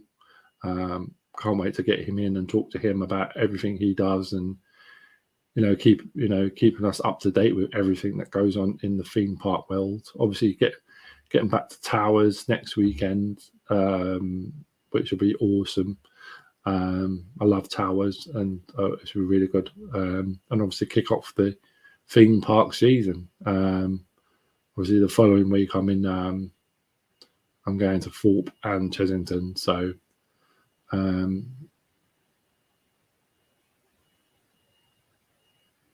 cool. Traveling to Manchester next Friday, but I will join on the route for a bit. Cool. All right, excellent. Thanks, Em. Yeah, I mean, it's I'll try and get, he'll be, it'd be brilliant. Can't wait for next season. Can't wait for the seasons to start, and especially to meet all you guys in person. It'd be so cool to meet everybody in person. Yeah, I'm going to Thorpe yeah, I mean, you guys are going to Thorpe on the Sunday, but I'll be in Thorpe on the Friday the 24th. I'm going to Thorpe there. I'm going on Thorpe on my own on the 24th. So yeah, that'd be really, really cool to meet everybody and to have a good time at Alton Towers.